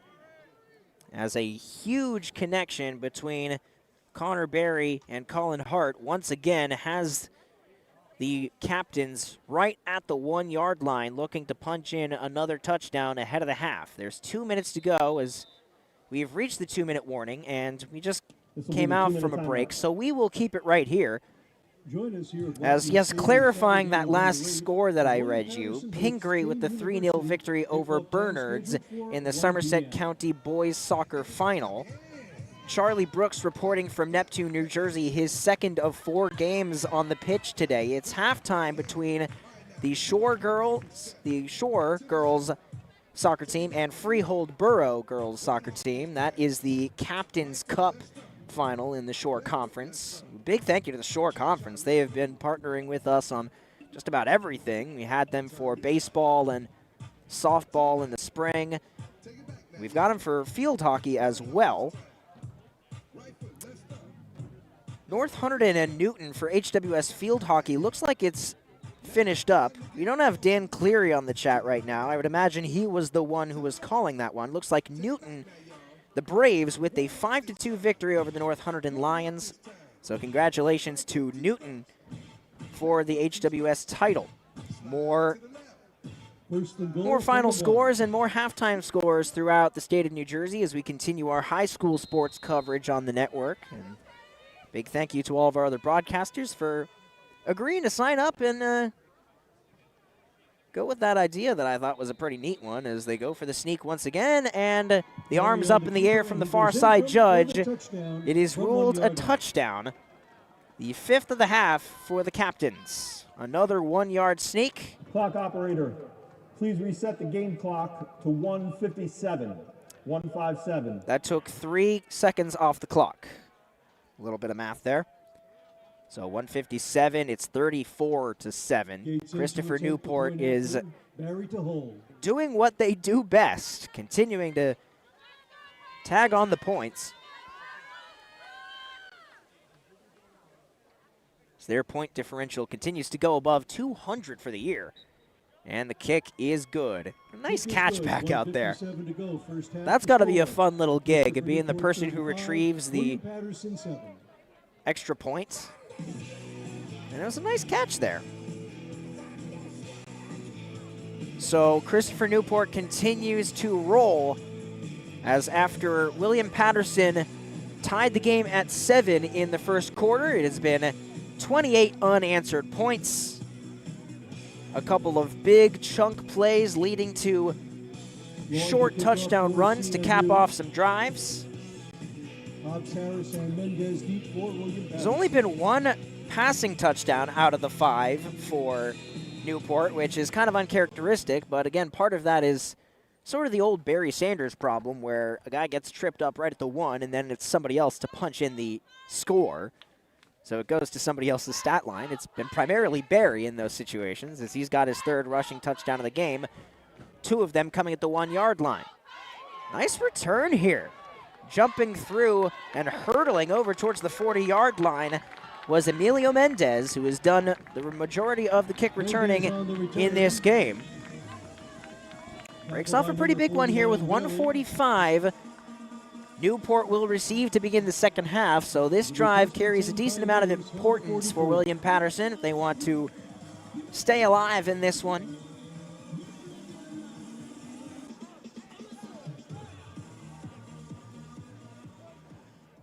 So Jennings will stay back out there. Again, took the big hit. It was a roughing the passer call, missed a play, but hung back in there. And floats a pass here, little screen, finds his man there, Hassan Moore on the far side. Jennings pass complete to number 33, Moore. Tackle by number And a 19, gain of Sherfield. 3 on the play. Gain of 3 on the play. 2nd and 7 from the Christopher 47. Newport celebrating their 25th season of football. Looking at the head-to-head for these two teams, it's been 9 matchups between William Patterson and Christopher Newport. It's gone the captain's way 8 out of 9 times. Jennings drops back, looks to throw over the middle of the field, incomplete as it bounced off the hands Jennings pass intended for number 15, McDuffie. of Incomplete. Duke McDuffie, and then was nearly picked by Jeter as it bounced over towards him. 3rd and 7 from the 47. The Captains, we mentioned, they finished their schedule last year with 5 straight wins, so they've now got a live 11-game winning streak, and that's the school record. Previous high was 8, came in 2008. CNU went 8-2 that season. Look out in the backfield. It's a sack for Connor Estrella. It is his 7th of the year, and it'll be 4th down just like that as time ticks inside of a minute. The Newport defense continues to get home, and you see there 4th and 13. McNair tried his best to block him, but just too big and too strong is Estrella. I heard the Martin deep for CNU. I was debating whether to say Estrella or Estrella. It obviously is the Spanish word for star, but wasn't sure. Sometimes people like to pronounce it a certain way. PA announcer said Estrella, so I will adopt that pronunciation as well, as that punt keeps on bouncing. Is it going to be kept alive? Oh, looks like it. Oh, nice play. Good effort right there to keep that punt from bouncing into the end zone. Punt down by number 51, Rex. It was Caden Rex who raced in and made sure that that ball would be downed right at the 1-yard line. So you have to imagine there's only one play drawn up for this situation for Christopher Newport with 14 seconds to go in the half, having the ball and knowing that they will receive to begin the second half. This will be, in all likelihood, a kneel. And, of course, you just got to make sure, if you're the quarterback, to not do so in the end zone. Well, it looks like they'll run a play. Potentially. We'll see. Well, they will hand the ball off. Look out. He does escape the end zone, so no defensive points for the Pioneers, who did register a safety in their last home game against Castleton. Won't come here. And both teams will head to the locker rooms for the halftime break. As Christopher Newport continues to roll along on offense, they score 5 first-half touchdowns and have a 35-7 lead over the William Patterson Pioneers. We will step aside for halftime festivities and be back for the second half here on Big State Sports. Watching Big State Sports.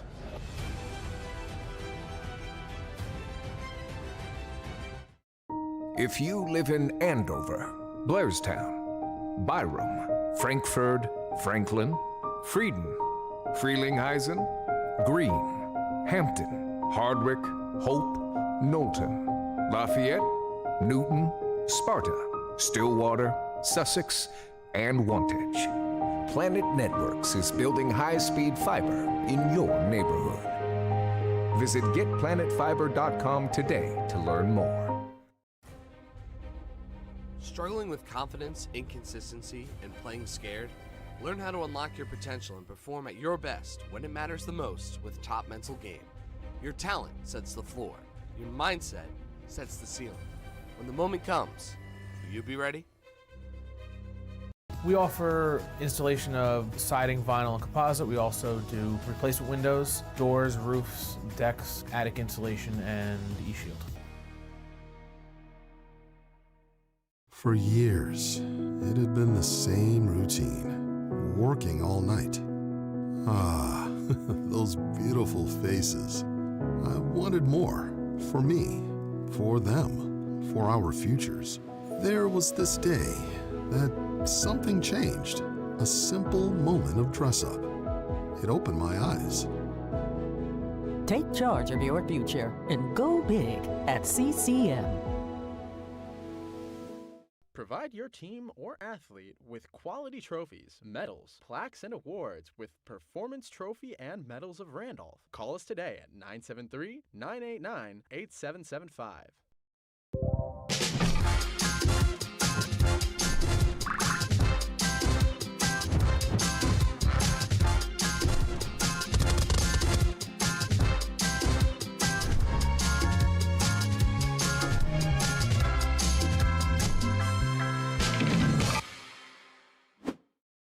Hi, my name is Andrew Shaka. I'm one of the owners here at New Jersey Siding and Windows. We are a family-owned residential remodel firm. Everything we offer here is quality and comes with great warranties. If it's a residential home, there's no home too big for us to work on.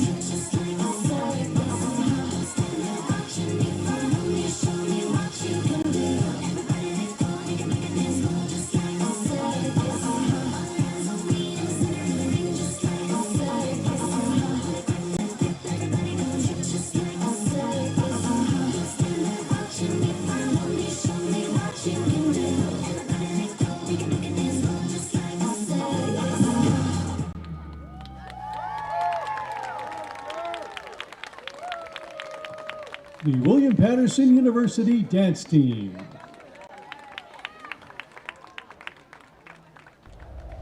Just a moment. There we go with another rip to the outside and 5-3. Just about 9 minutes to go in the first quarter. Glad you're with us here on Big State Sports. More motion from the tight end. They will hand it off. Good gainer here, and he breaks through all the way down the sideline and into the end zone.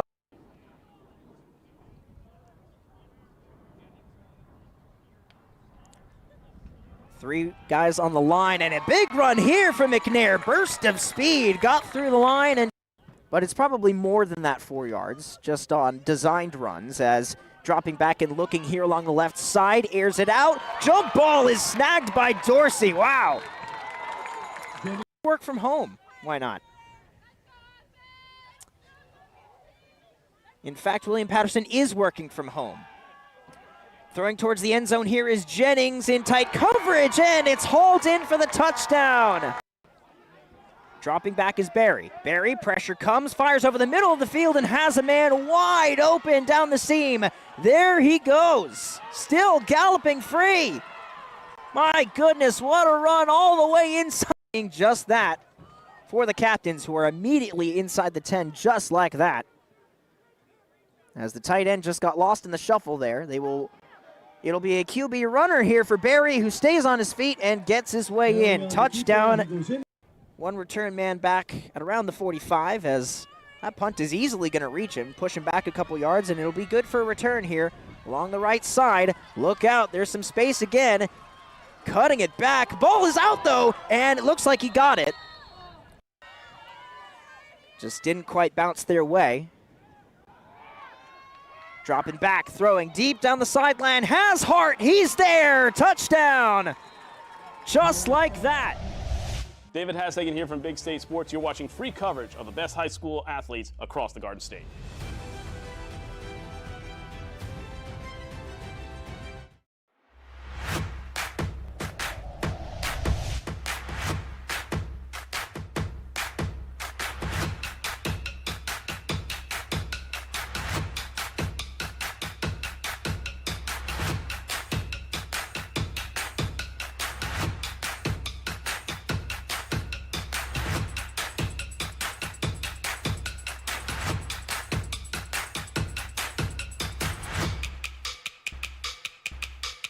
George J. Keller and Sons want your house to be the kind of home for all to see. Best roofing, windows, siding too. Great solar and gutters, we're here for you. Our seasoned pros are unsurpassed, so give a call, we'll take your task. Transform your home, that's what we do. So give a call, we're here for you. For roofing, siding, windows, and solar, we do it all for you. George J. Keller and Sons. Your family-owned operation since 1980. Call for your free estimate. Got the new iPhone 17 Pro, and Verizon picked up the tab. No way. That's me. Handsome and hilarious. It's a rare combo. New and existing customers can get the new iPhone 17 Pro on us, on the best 5G network. I mean, where else would I get it, right? My room is so cold, my fish froze. Mine's so hot, my sneakers melted. Rooms with different temperatures? That means your HVAC system is outdated and wasting energy. At ICS, we'll install an energy-efficient system that provides a constant flow of clean, fresh air at the perfect temperature in every room. You could save money each month, and the price we quote is the price you'll pay. Get a quote today. See why we say ICS for HVAC. I see why. NIL deals mean opportunity, but also risk. Don't face it alone. Lyons & Associates reviews, negotiates, and protects your contracts so you could focus on winning on and off the field. This is Christian Copeland, broadcaster for Big State Sports, and you're watching high school football right here on YouTube.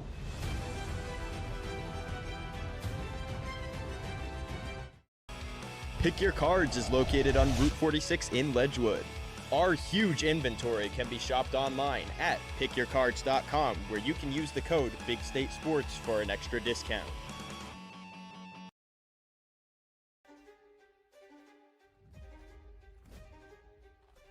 This is Zach Smolin with Big State Sports. We know fundraising can be tough for booster clubs and coaches. That's why we're excited about Leading Edge. They've helped programs raise tens of thousands of dollars in just a 1-hour fundraising drive. Scan this QR code or visit leadingedgefundraising.com and let them know that Big State Sports sent you.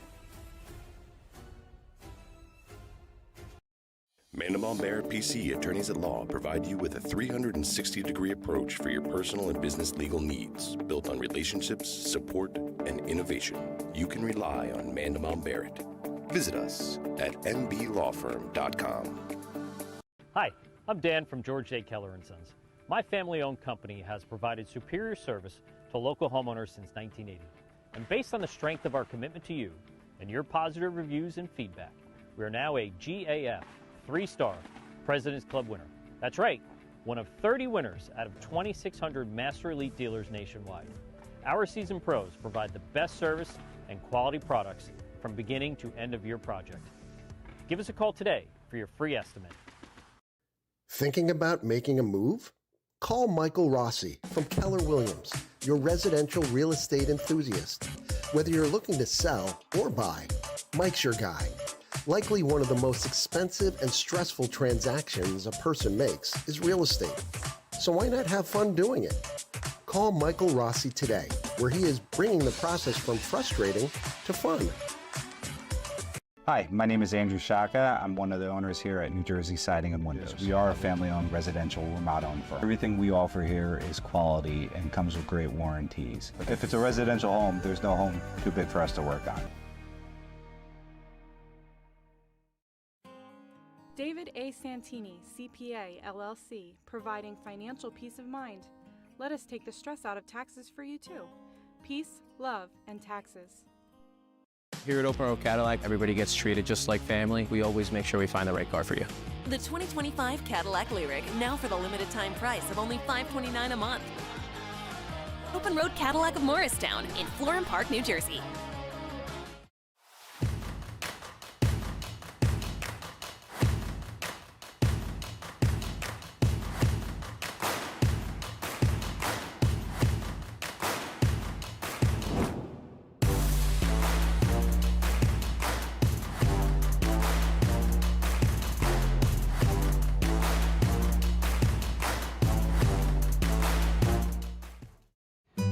Blue Nail was superior in almost every aspect. We worked with contractors for almost everything in the firehouse, and Blue Nail really made us feel comfortable all the way through, from the contract to pre-planning to scheduling, getting the job done. We are thrilled that they were able to do the job for us. At Planet Networks, our high-speed fiber is designed to be fast. Up to 300 times faster than cable, and up to 500 times faster than DSL. As fast as 10,000 megabits per second up and down, if you speak nerd.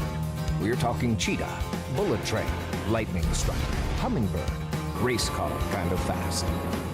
Planet Networks. So fast, it's worth the wait. You think you need to do something academically for your child this summer, but you're not sure what. Come see us at Sylvan. We know exactly how to help your child, and it's fun here. Be proactive and make learning part of your summer schedule. Visit sylvansummer.com today. We specialize in roofing and siding. That includes gutters, windows, doors, stone siding, decks, and painting. We also utilize new age technology like drones and 3D modeling. The drones keep our guys safe on the ground with an aerial perspective, and the 3D modeling gives us exact measurements for precise job scope. Give us a call today. We'll be happy to provide you with a complimentary drone inspection. We look forward to keeping your home and your family safe.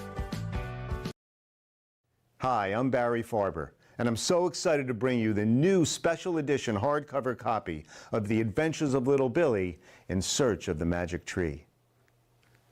Scan the code below and learn more about that adventure. Athletic Fields of America, a Tenkata company based in Morris Plains, New Jersey, is dedicated to enhancing the athletic experience for students, faculty, and visitors by transforming sports facilities into premier venues for competitive and recreational activities.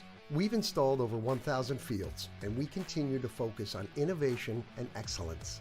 We partner with our clients to revitalize their existing athletic fields and create new ones from the ground up through meticulous planning, state-of-the-art materials, and expert craftsmanship. Whether it's a professional stadium or a community field, we are building healthier, more beautiful communities and delivering surfaces that perform, last, and support vibrant, active lives. Learn how we can take your sports facility to the next level by visiting afoa.us.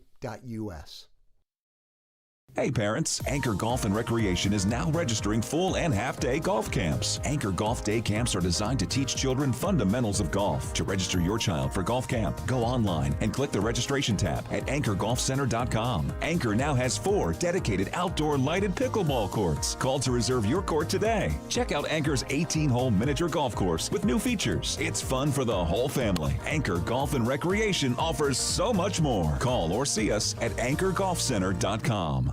Here at Open Road Mazda of Morristown, we strive to provide a stress-free, knowledgeable, positive buying experience. No matter your budget, we'll find the right car for you. Drive home the 2025 Mazda CX-50 for just $229 a month. Check us out for yourself. This is Zach Smolin, play-by-play commentator, and you're staying frosty for free right here on Big State Sports.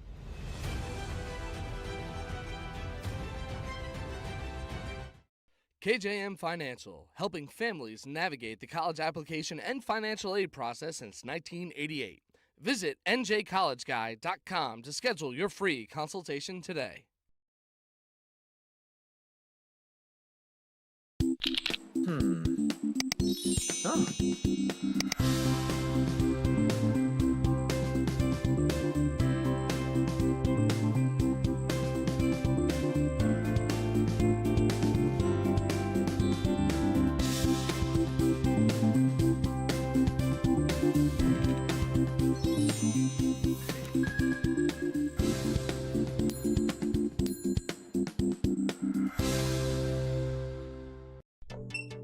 Go ahead, take a deep breath.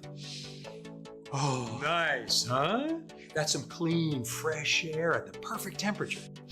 That is good. Who installed the system? ICS. They're the leaders in HVAC. They make the ductwork at their own factory, so we even save some money. That's impressive. You recommend them? It's ICS for HVAC. I see why. Hey, Lorraine, go get a big plastic bag. Take some air home with you. This is George Muha, and you're watching Big State Sports.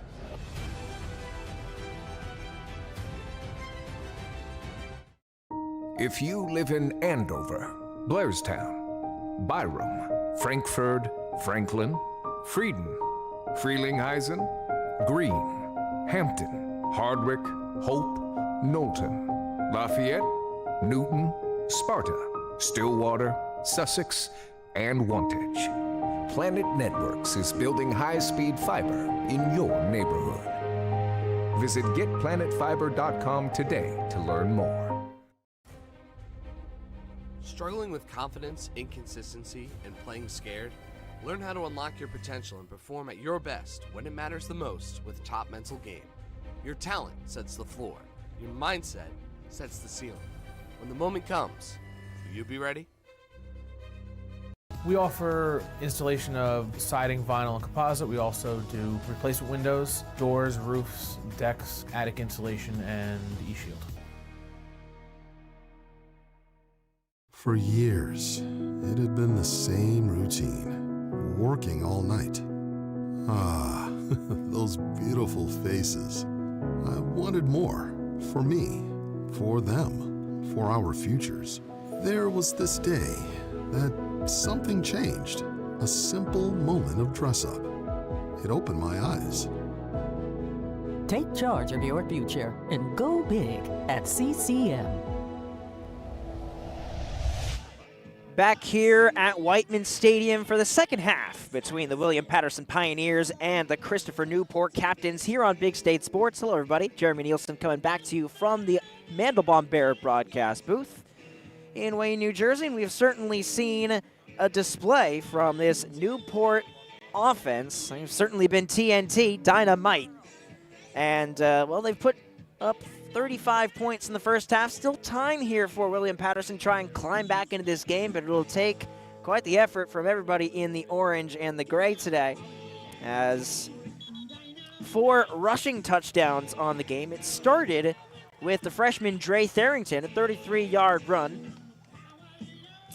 And then Nigel Jennings and the William Patterson offense responded from there.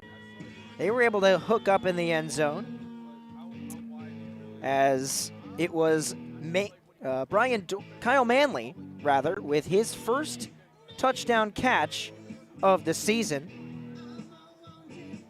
That made it a 7-7 game, but that was when Christopher Newport began to take over. They started getting more stops on defense, washing out a bunch of drives and converting on their own.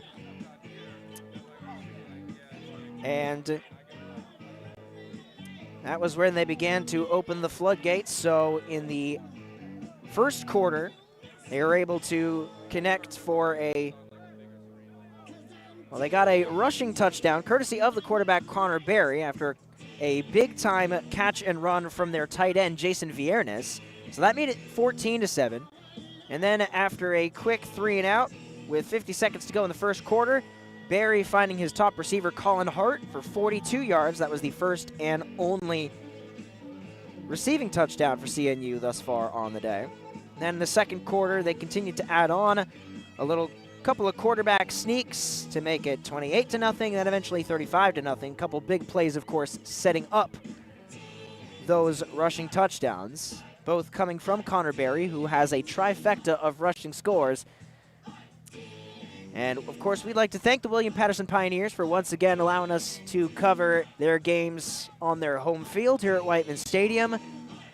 Officials are back on the field, so we're just about ready to get back underway. CNU will receive to begin the second half. They won the toss and deferred, so that offense will get right back out there with Berry and company after the opening kickoff from Matt Davidson. Will fall to this William Patterson defense to come up with the big stop right out of the half. They, in fact, did force a fumble and a turnover, the only turnover of the game.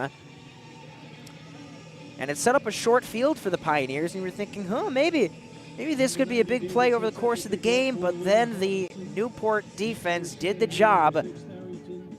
They got a big first down sack, dropped him for 6 yards, and it went 3-and-out from that point. And the CNU offense able to take over from there. Once again, they have just been absolutely outstanding, and they will head right back out there with 15 fresh minutes on the clock. So Davidson will kick us off. 2 men back to receive. It's going to be hauled in there for the return. Trying to cut back now in towards the middle of the field again. Josh Powell. Number 17, Powell on A flag is down on the kickoff. And also calls for a trainer, I believe. Yes. So we've got a player down on the field here for William Patterson. We will take a brief break here on Big State. Trophies, medals, plaques, and awards with Performance Trophy and Medals of Randolph. Call us today at 973-989-8775.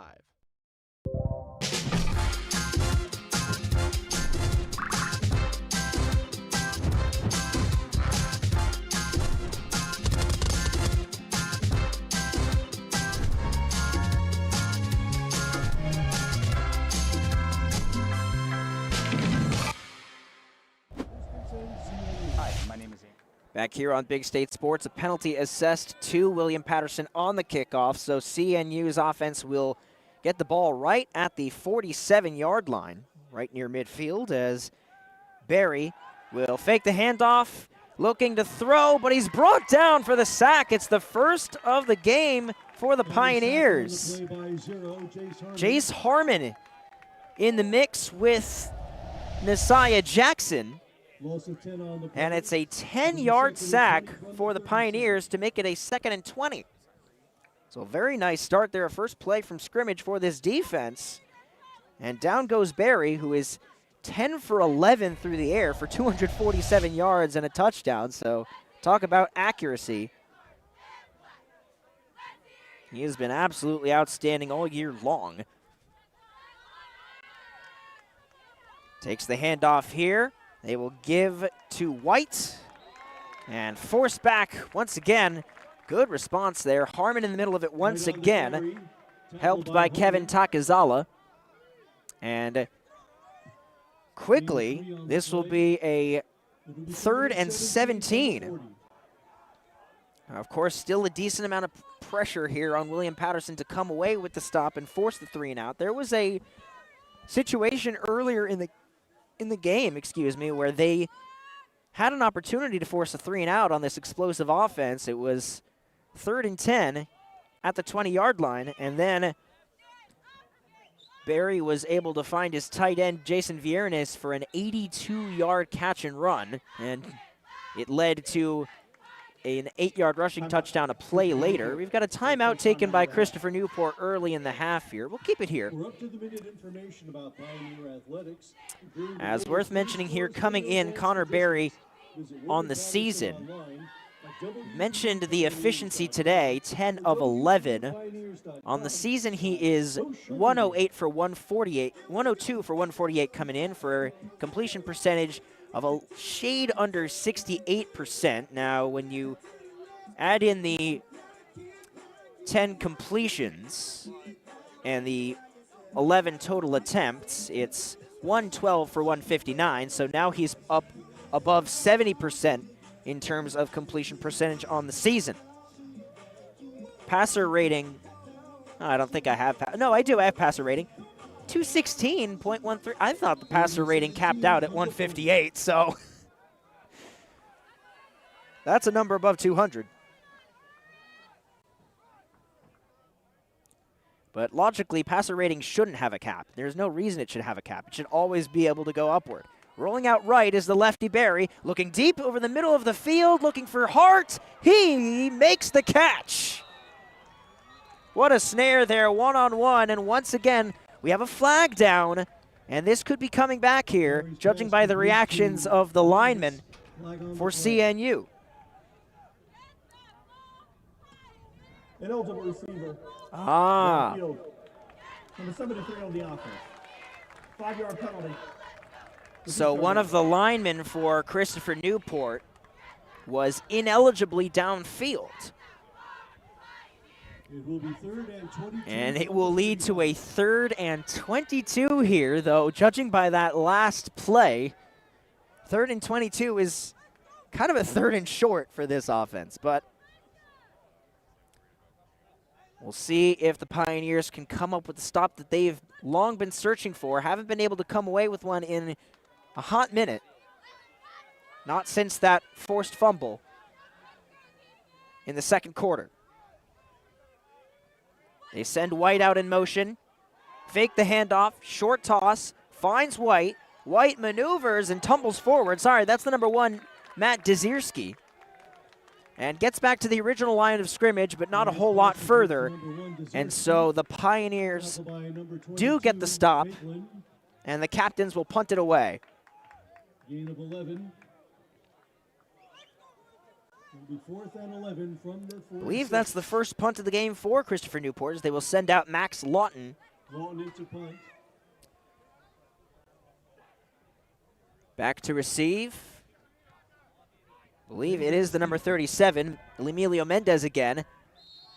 And he'll fall over and snare it. So pretty good punt there. Reverses the field to around the 25-yard line, where WPU will take back over. Mendez fields it at the 23-yard line. So Nigel Jennings will head back out there. He took a big hit in the second quarter and missed a play, but has been in for the entirety of the game. Aside from that one play from scrimmage, he's 5 of 14 for 47 yards and a touchdown on the day. He's also been sacked 3 times.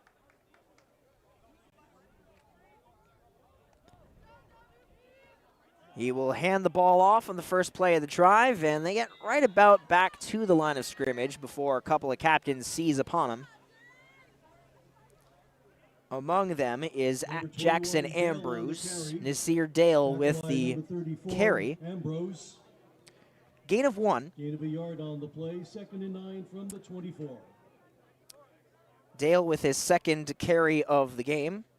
Ethan McNair has led all rushers for WPU with 35 yards on 7 carries, as airing it out deep down the field to the sideline. Dorsey's got it! Jennings pass complete to number 17, Dorsey. And finally, that pair reignite again through the air.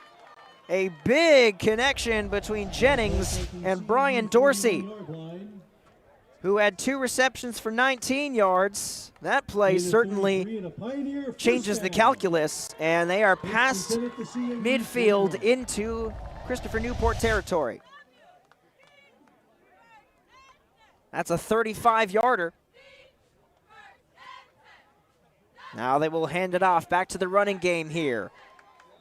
Nice tackle there from Eddie Henderson, the number 4 for CNU, as it was Dale on the run, gains 2 on the play.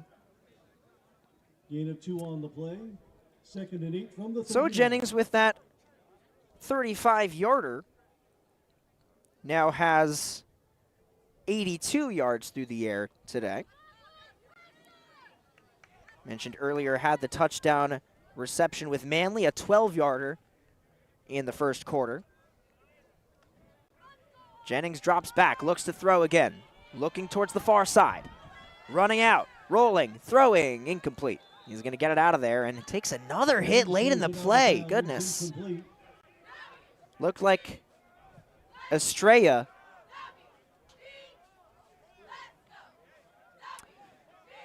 And he was out of the pocket, of course, when he released the football.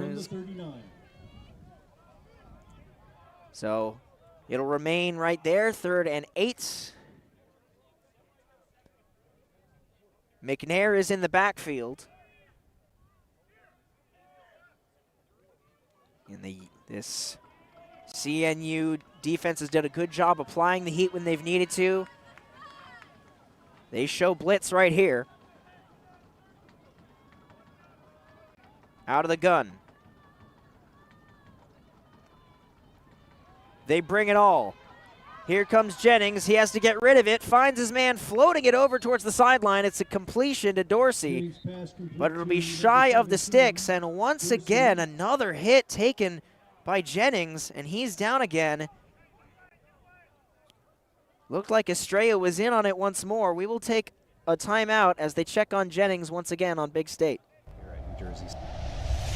Siding and windows. We are a family-owned residential. We're not owned firm. Everything we offer here is quality and comes with great warranties. If it's a residential home, there's no home too big for us to work on. David Hassagen here from Big State Sports. You're watching free coverage of the best high school athletes across the Garden State.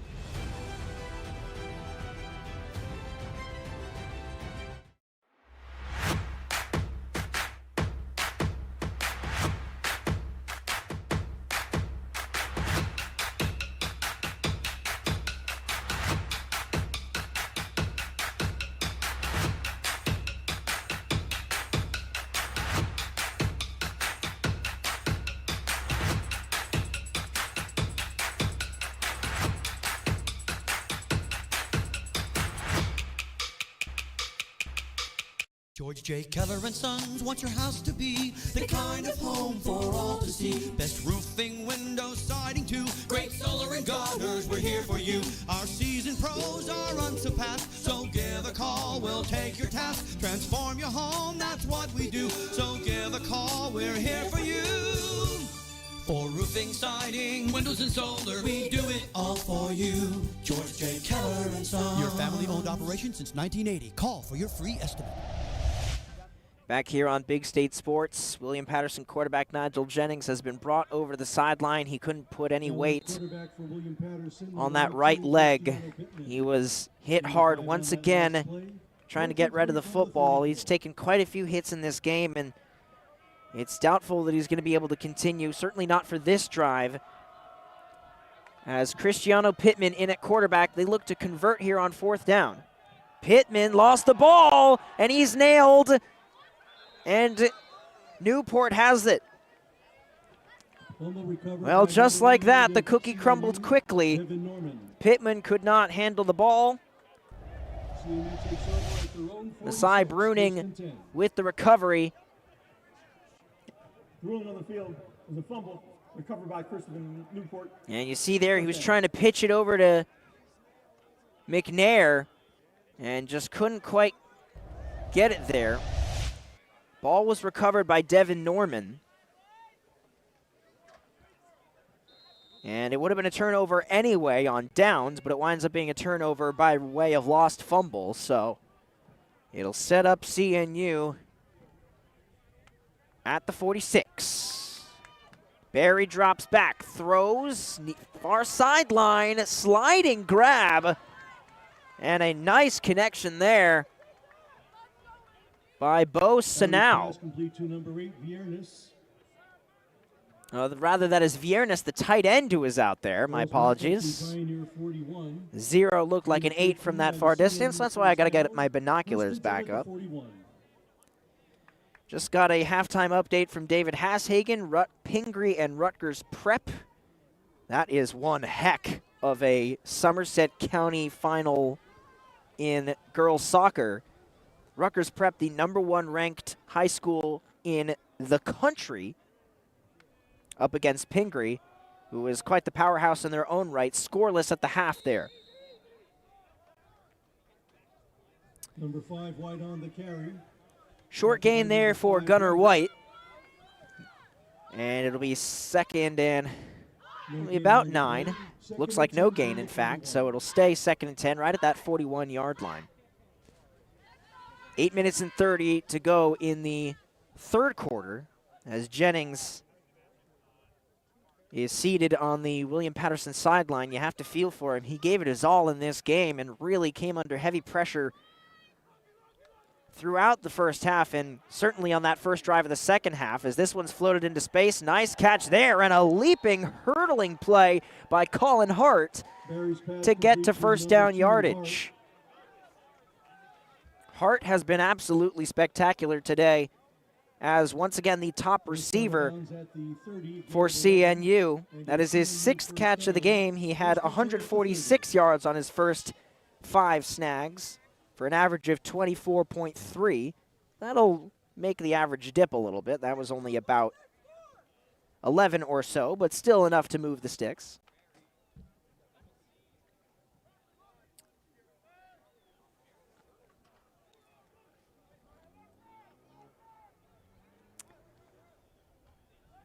Barry fakes the handoff, looking deep for the end zone, has Hart, touchdown! Barry's pass complete to Hart for a... Boy, they have a psychic connection. Number 10 and number 2 continuing to sparkle. Their 2nd connection in the end zone today, and CNU has gotten to 41. Their 6th touchdown of the football game. Just a nice little play-action pass, looking deep over to the end zone, and Hart raced out ahead of James Nevels. So after the 11-yard catch on the previous play, that is a 30-yarder for the touchdown, and the extra point is good. It's 42-7, Christopher Newport. William Patterson 7.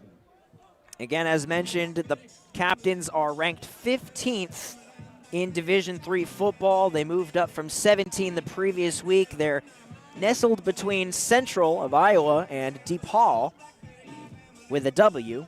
DePaul. I don't actually know if that's how you pronounce it, but I don't know any other way. Currently, North Central is the #1 team in the country. Mount Union, who actually handed a loss to Salisbury, who is number 4 in the last NCAA playoffs last year. I was kind of investigating Salisbury because that's going to be the decider for the NJAC crown. It's between the undefeated Salisbury Seagulls and these captains, who are poised to continue their streak of winning games.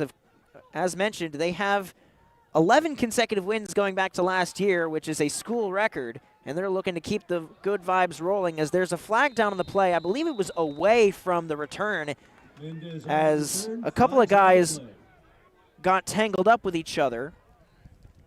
It was Nasiah Jackson for William Patterson along with the number 46 of Keith Cherry for Christopher Newport. They were kind of got in a bit of a tussle completely outside of the return, which was a fairly nice one. Got back out past the 20-yard line or so. And we'll check the marker here with 7:08. During the return, holding. Number 7 on the receiving team. Yep. 10-yard penalty from the end of the run. First down. So they call her Cherry for the hold. So that's what that hullabaloo was all about. But mentioning Salisbury, they're, of course, also undefeated, and they're top 5 in the nation, with Christopher Newport not meaningfully far behind at 15. So that will be one heck of a clash when those two teams meet at the start of November. Or I believe actually November 8th, because next week is, well, that's a run forward, a little extra there, trying to force his way forward there, as that was Nazir Dale on first down, gained about a yard back to the 20. First down marker was at the 18, so they'll put it at the 20 for a gain of 2.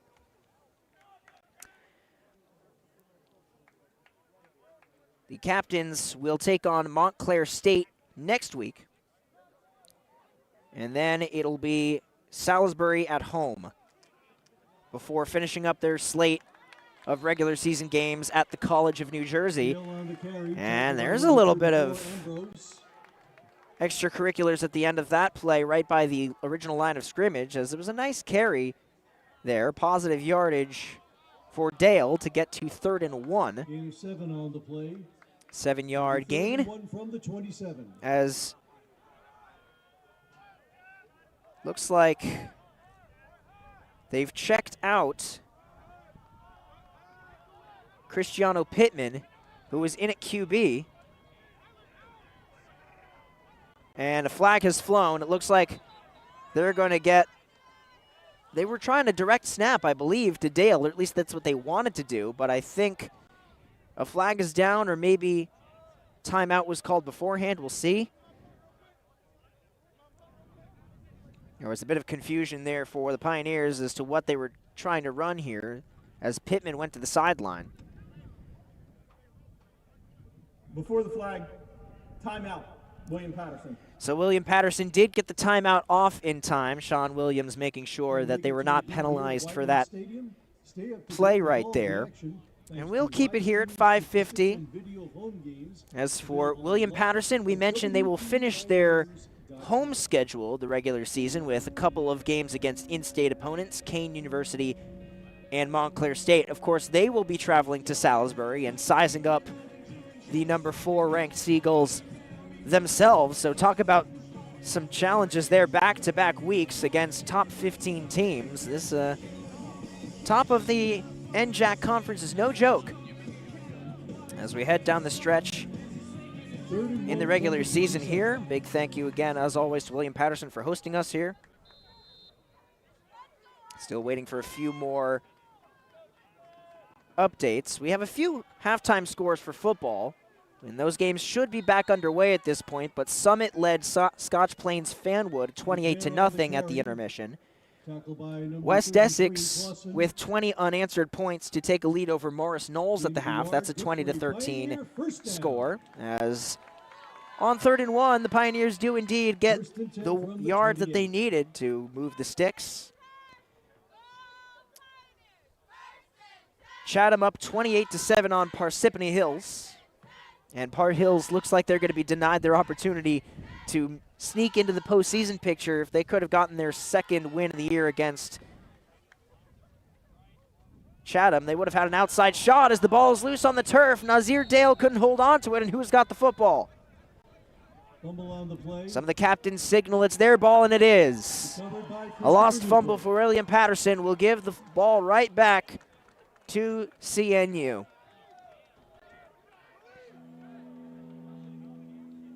Ruling on the field is a fumble recovered by Christopher Newport. Recovering the fumble, number 38. One last score update. The Pequannock Panthers finishing up a bit of a rebuilding year, but they're up 26-0 on Sussex Tuck. And Kittatinny is up big in their final game of the season. Didn't quite see from Matt Merlino who they're playing, but if you are locked to our YouTube channel, you will know. Barry gets rid of it, finds Viernes, Or rather, that is the backup tight end, Ethan Barham, for a solid gain. Looked like Anthony Macera on the tackle. Looks like Kittatinny up on Dover. And that one has finished up. So Kittatinny with a strong finale to their regular season. We will see them, I believe, in the state playoffs. So those are coming up next week. Make sure you are locked into our Big State Sports YouTube channel as the fall season heads toward its thrilling conclusion. And of course, if you want to have your winter sport broadcast here on Big State Sports, it'll be here before you know it.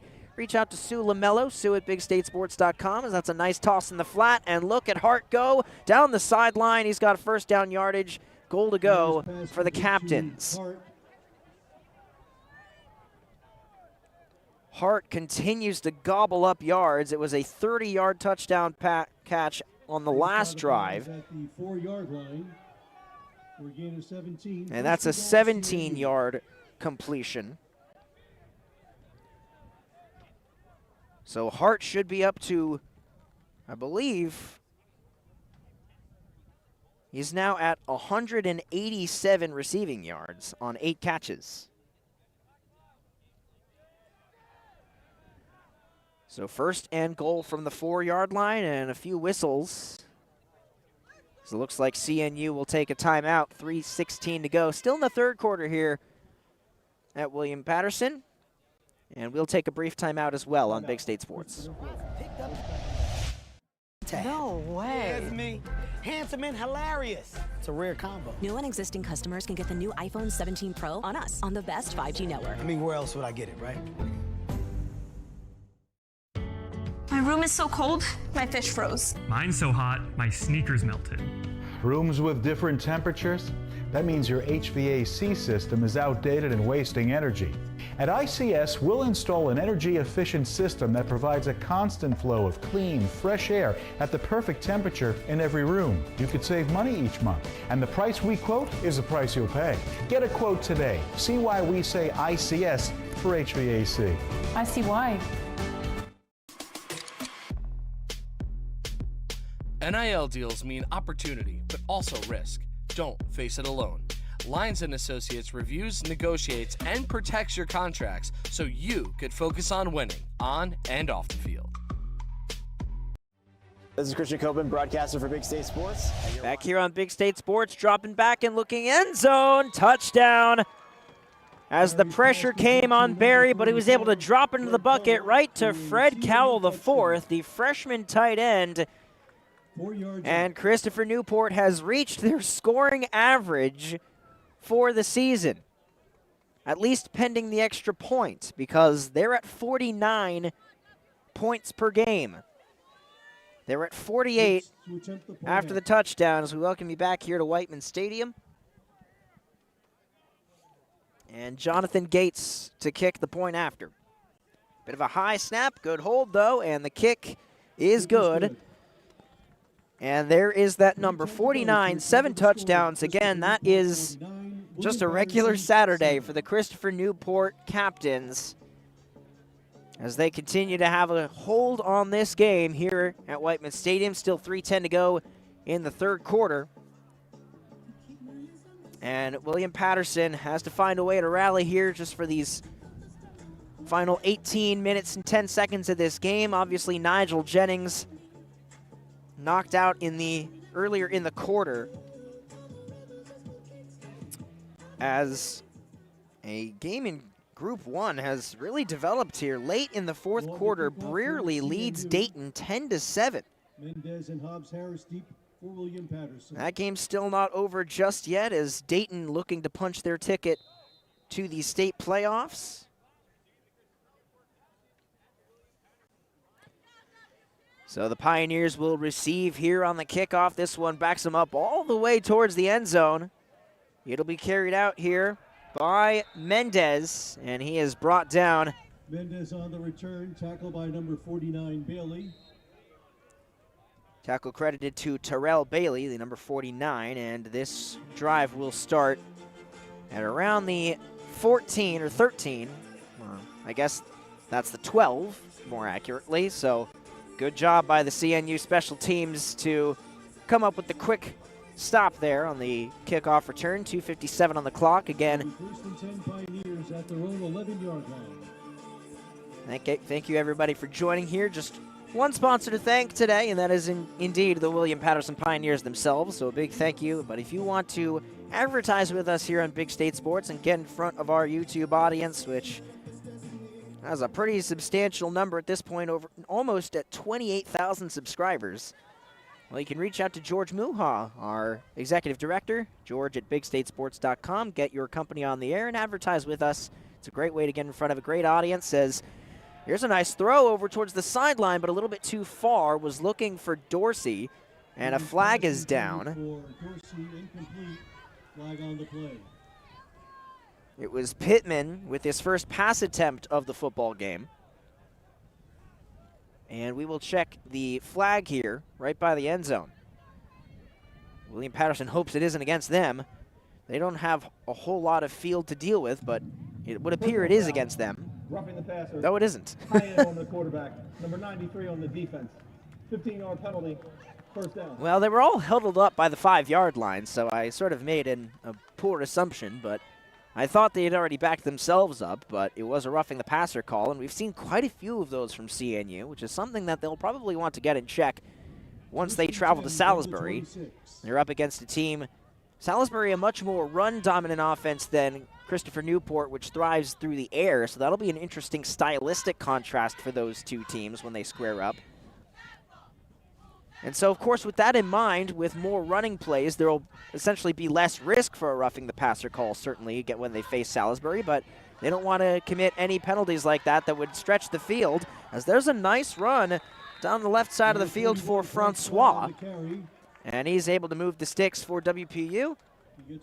Clock stays running here, as he was forced out of bounds laterally. Forward progress had been halted, so the clock will keep running.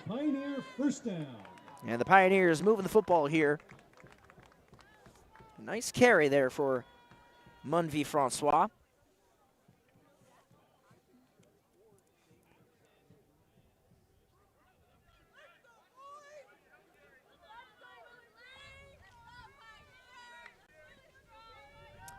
Now dropping back, looking over the middle of the field. That pass is incomplete. And wow, absolutely upended on the play. And getting a lot of cheers regardless, as he was able to kick himself up from his shoes, was the receiver, Dale. Boy, that was a violent collision there, though. Well, it looks like actually that was the 33 of Moore. Second and 10 from the 38. An explosive pass breakup there, as it looked like that ball was just going to be able to be hauled in, but the CNU defensive back had other plans.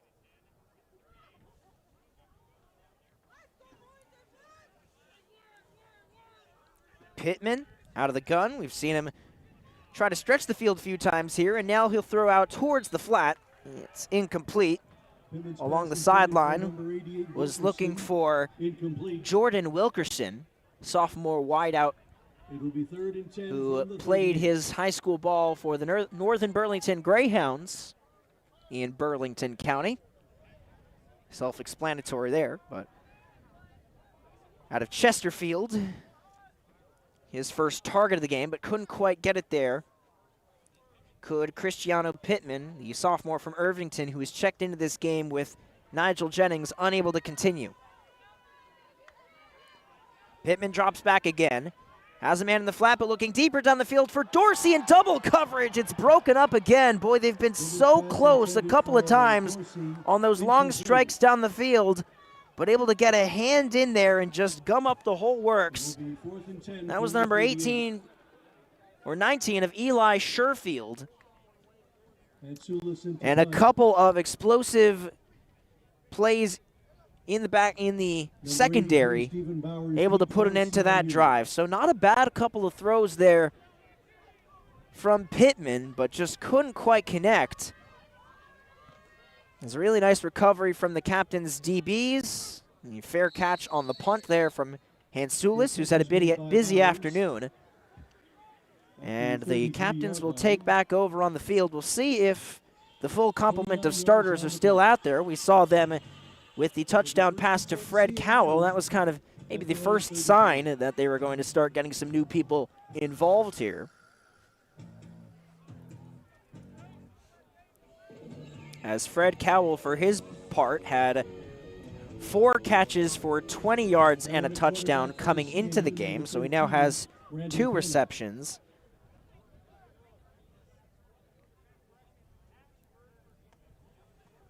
As it is a new quarterback into the game, immediately under pressure, has to get rid of the ball and had an intended receiver there. He was looking for Matt Dezierski. That was Brandon Pena, freshman quarterback from Ashburn, Virginia. And incomplete on his first pass of the game right here in the third quarter with a minute and 30 to go. So, in all likelihood, can close the book on Connor Berry, who 16 for 17, just 1 incompletion all game, threw for 336 yards and 340 yards. Is my screen just updated here? Got the live stats, courtesy of Sidearm Sports, as they get rid of this ball right to the right side, close to first down yardage, and some captains on the sideline indicating that he got there. It's going to be close. They'll set up a 3rd and short. It was Donovan Woods, junior wide receiver. So the final tally for Connor Berry, best we can tell, 17 of 18, 340 yards, 3 touchdowns. Not a bad day at the office for the junior. And Pena takes over. His first completion there, going for 9 yards. And whistle blows here. Looks like a timeout. Timeout, Christopher Newport, their final timeout of the half. Don't see why not. We'll keep it here. Still 43 seconds before the break, at which point we will leave you for a little bit. I want to once again thank all of the sponsors who have been supporting us all season long here on Big State Sports. Of course, Open Road Mazda of Morristown. You can check out the link in the description below if you'd like to find out how first-time car buyers can save on their first car with Open Road Mazda of Morristown. You can check out topmentalgame.com to learn how to perform when it matters most. And Athletic Fields of America at afoa.us. Thank you to all 3 of you. Mandelbaum Barrett, of course, our broadcast booth sponsor today, as this one is handed off, and a big, oh no, they couldn't bring him down. Wow, I thought for sure the truck stick was in vain right there. But the freshman, Dre Tharrington, who started off all the scoring in this game all the way back in the first quarter with a 33-yard rushing score, was able to make his way through the tough first bit of contact and move the sticks, and that should be the final play of the third quarter. As once again, the Christopher Newport captains continue to put points on the board with impunity. And they are running away with it after 45 minutes. It's 49-7 CNU here on Big State Sports.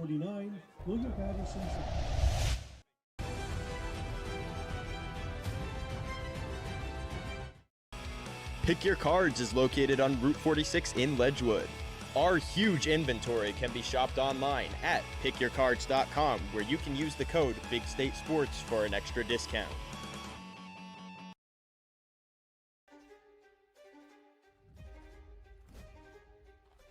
This is Zach Smolin with Big State Sports. We know fundraising can be tough for booster clubs and coaches. That's why we're excited about Leading Edge. They've helped programs raise tens of thousands of dollars in just a 1-hour fundraising drive.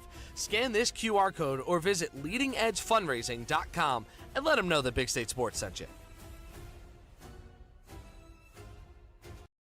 Mandelbaum Barrett PC Attorneys at Law provide you with a 360-degree approach for your personal and business legal needs, built on relationships, support, and innovation. You can rely on Mandelbaum Barrett.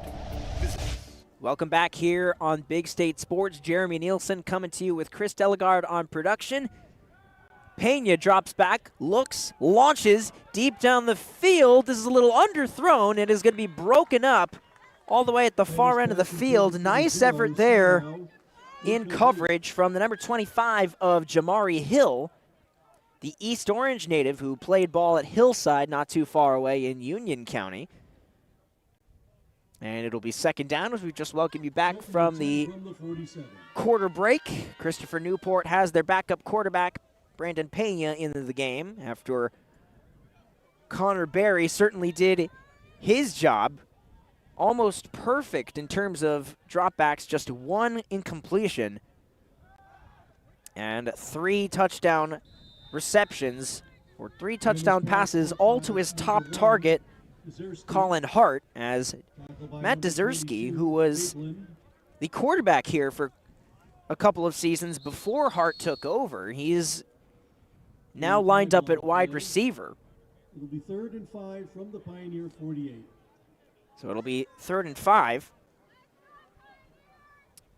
Clock operator, please reset the game clock to Dzerzski has taken some snaps at quarterback this year, and he actually became the program's all-time leader in passing yardage last year, but has stepped aside for Barry as, well, Barry might wind up factoring in that list at some point pretty soon because he's up above 2,000 passing yards on the year now. Over 300 today and had over 1,700 coming in, so it's an easy bit of arithmetic there. Pena rolling out towards the left. Makes a nice connection there on 3rd down. That will be 1st down yardage for Donovan Woods.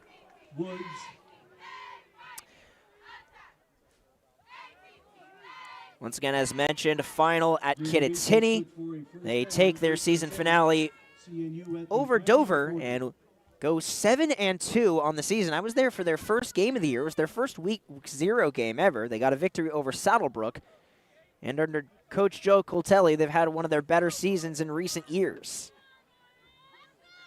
Sussex County football has had a pretty good season overall, as High Point has certainly impressed this year.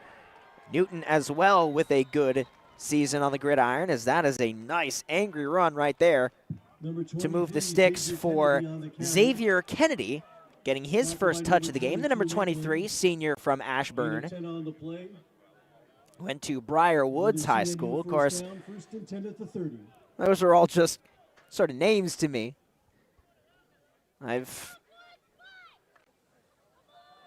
We are in the domain of high school football in the state of New Jersey. I can only imagine just how much our workload would go up if we had to deal with the state as big as Virginia. Really, New Jersey's kind of the perfect size if you think about it, as there's a nice connection once again to Woods. And Pena, safe to say, has his top target on lockdown. Kind of like a second version of Barry to Hart. You've got Pena to Woods. I was saying, you know, New Jersey it's just kind of the right state because in terms of actual land area, it's not very big, but you've got a lot of different communities tucked away, so there's a lot of different teams just the same to cover. And there's never a dull moment in the Garden State, as that's a nice takedown there on the play by James Nevels. Pass to number 17, Josh Powell. As Josh Powell with a catch and run for just 1 yard. Gain of a yard on the play will be 2nd and 9 from the 14. I actually did call a game involving a Virginia high school last year. Pope John took on St. Michael the Archangel from Fredericksburg, Virginia. That was quite the clash of parochial schools. Fredericksburg coming all the way up to Sussex County, up in Sparta, on the Pope John Field, and coming away with I believe the final score was 41-28. It was something like that. It was a fascinating game. Pope John took a big lead. I think they were up 3 scores at one point, and then the St. Michael kids came back and rampaged in the second half and defeated the Pope John Lions, who nonetheless had a deep, deep run, making it to the non-public B state championship before losing to DePaul Catholic. As here's a nice run for Pena. He's going to get pretty close to first down yardage here. The marker's right around the 5. I think he might have been tripped up at around the 7 or 8. They're going to mark him actually a little bit shy of that, so it's going to be a 4th and about 5. It looks like as clear-cut of a field goal kicking situation as you could ask for here. So it looks like it'll be, yes indeed, usual place kicker Jonathan Gates, who's kicked all the extra points today. He's been perfect on the game.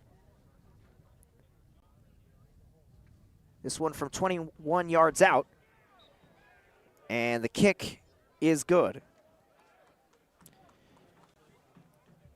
And Christopher Newport has eclipsed 50 points. Well, looks like, judging by the fact that both teams have returned to the sidelines, this flag would appear to be either after the play or on the Pioneers. We'll check just in case. Offside on the defense. Offside, that'll do it. The field goal was good. And so for Christopher Newport, for the second time in 3 weeks, have eclipsed the 50-point mark. They made it to 59 3 different times, so they kind of cut the engines right before getting there. But we mentioned that 49 is basically their average. It helps when you've gotten exactly 49 points in half your games heading into this point. 6-0 are the captains, and they've gotten to that 49 number 3 of those wins. So it only makes sense.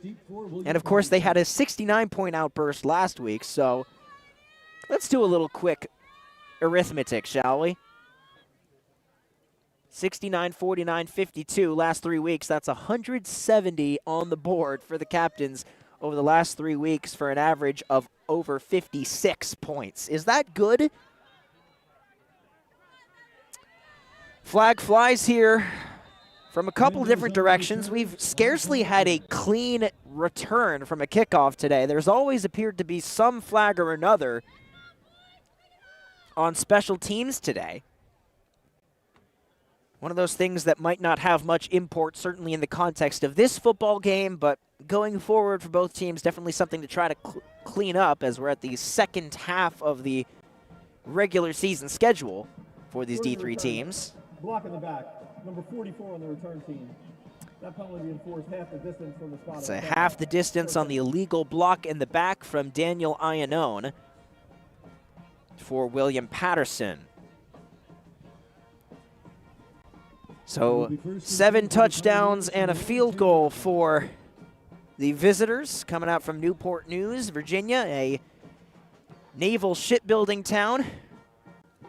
And lots of football talent have come from Newport News in past years, probably most notably the quarterback duo of Michael Vick and Aaron Brooks, who were cousins, I believe.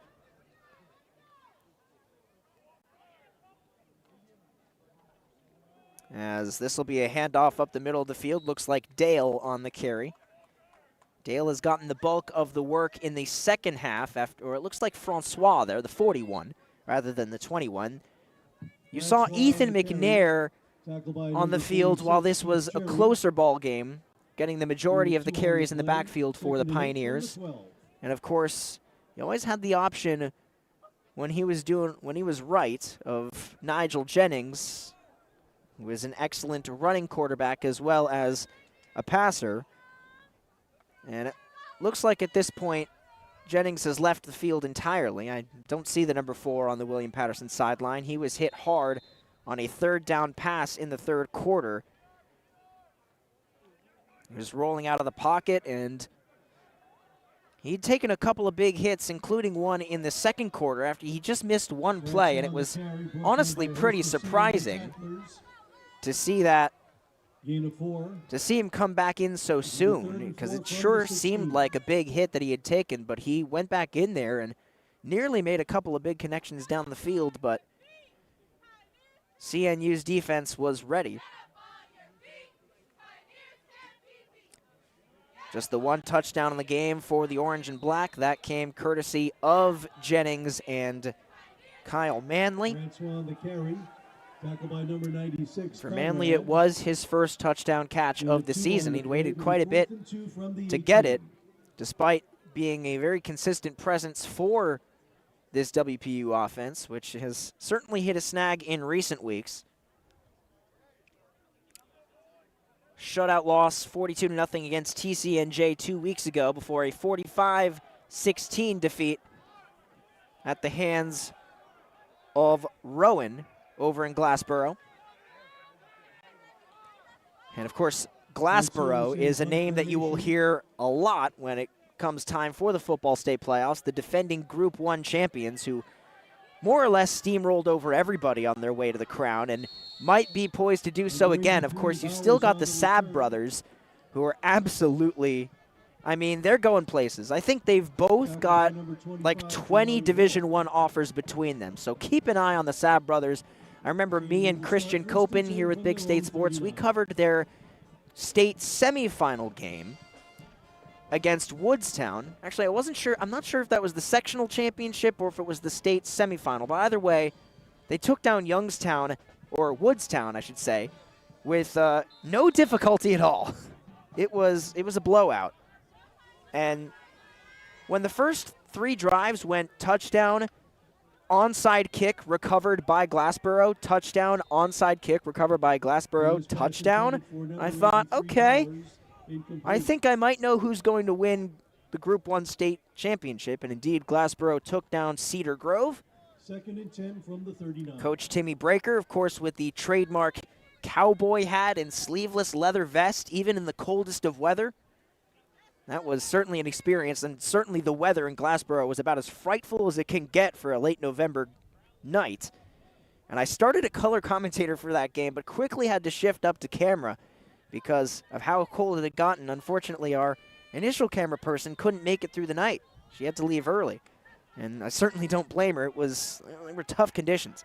Remember, Christian and I, we went during the half and just fired up the car because we'd gone together, and we just placed our hands in front of the heaters for the entire half, and we barely got the heaters activated enough to actually substantially warm our fingers. Gain of 6 on the play.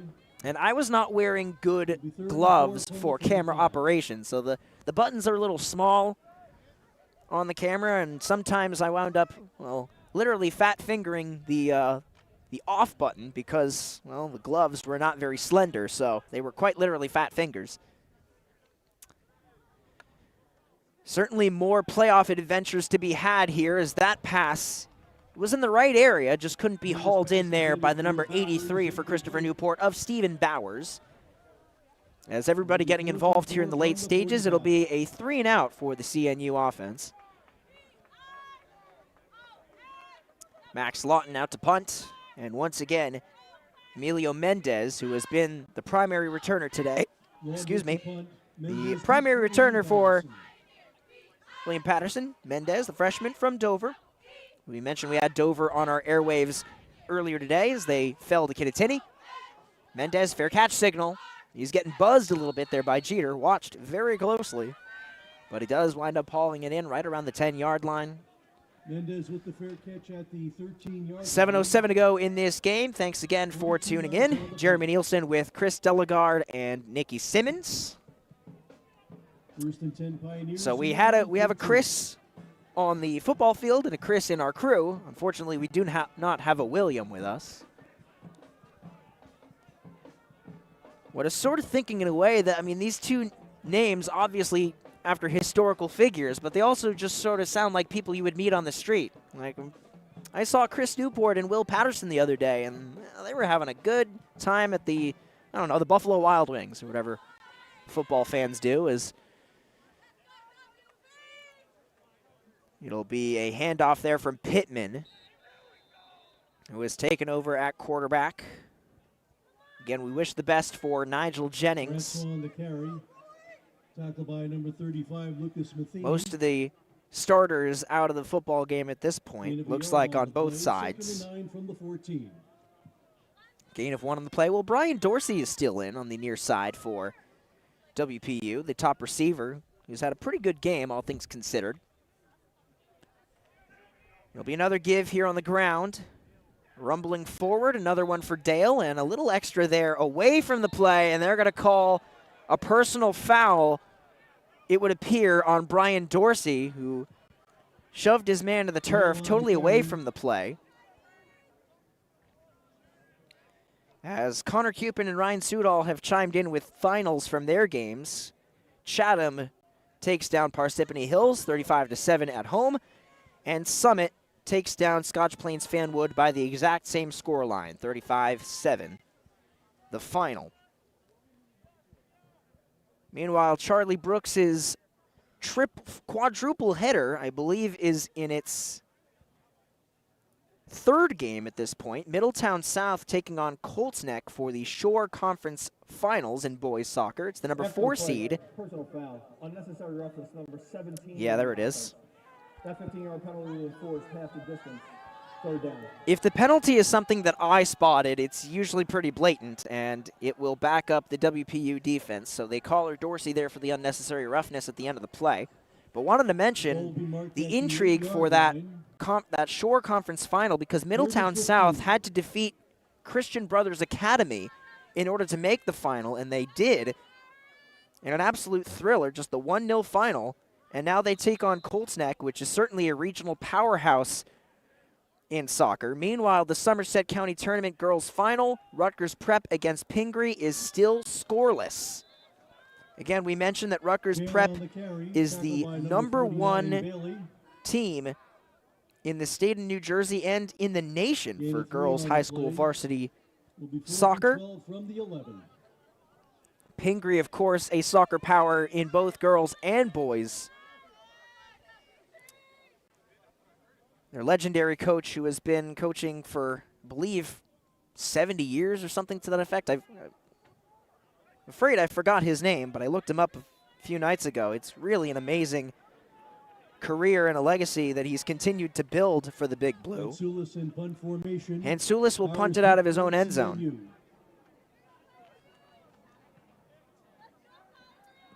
There's 10 minutes to go in regulation in that Rutgers Prep Pingree game. David Hasshagen on the call. Has a nice return there. Bowers on the return from his own 46. From the number 83. Stephen Bowers. Ball be marked at the Pioneer 45. 5 minutes, 21 to go, and a Pioneer slow to get off his feet. He's actually crawling over to the sideline. 43 yards on the punt. That looks like Jairo Ruiz. With the Pioneer 45. No, it's Anthony Torres, my mistake, number 65. I hope he's all right. He was able to get off the field. Well, when we say under his own power, it's not usually what we mean. It'll keep the game going as he was able to reach the sideline. He's getting taken care of by the training staff now. It's been a tough day for the Patterson Pioneers in more ways than one, not just in the sense that they're down on the scoreboard, but they've had a couple of players go down, most notably, of course, Nigel Jennings, their starting quarterback, who is still on the sideline, seated on the bench. He had a great start to this football game, both on the ground and through the air. Of course, had that connection with Kyle Manley. So the lone points on the scoreboard for William Patterson. It's been 44 unanswered points, 45, I should say. As Pena finds the number 14, James Benedetto, as these rosters continue to bring in more folks to get their touches here. Closing time at Whiteman Stadium. Make sure you keep it locked here on Big State Sports. It is a busy, busy day. I know that Christian Copen, Kelly Barta, and a few others are currently in the Bronx for the Metropolitan Independent Football League playoff game. Morristown Baird is playing in that one. Loss of 3 on the play. Will be third. They're facing the Riverdale Country School.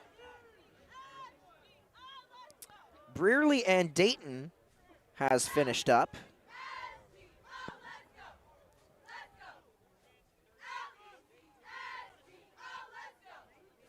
Get the final for you there on that one. And the Brearley Bears have defeated the Dayton Bulldogs 10-7.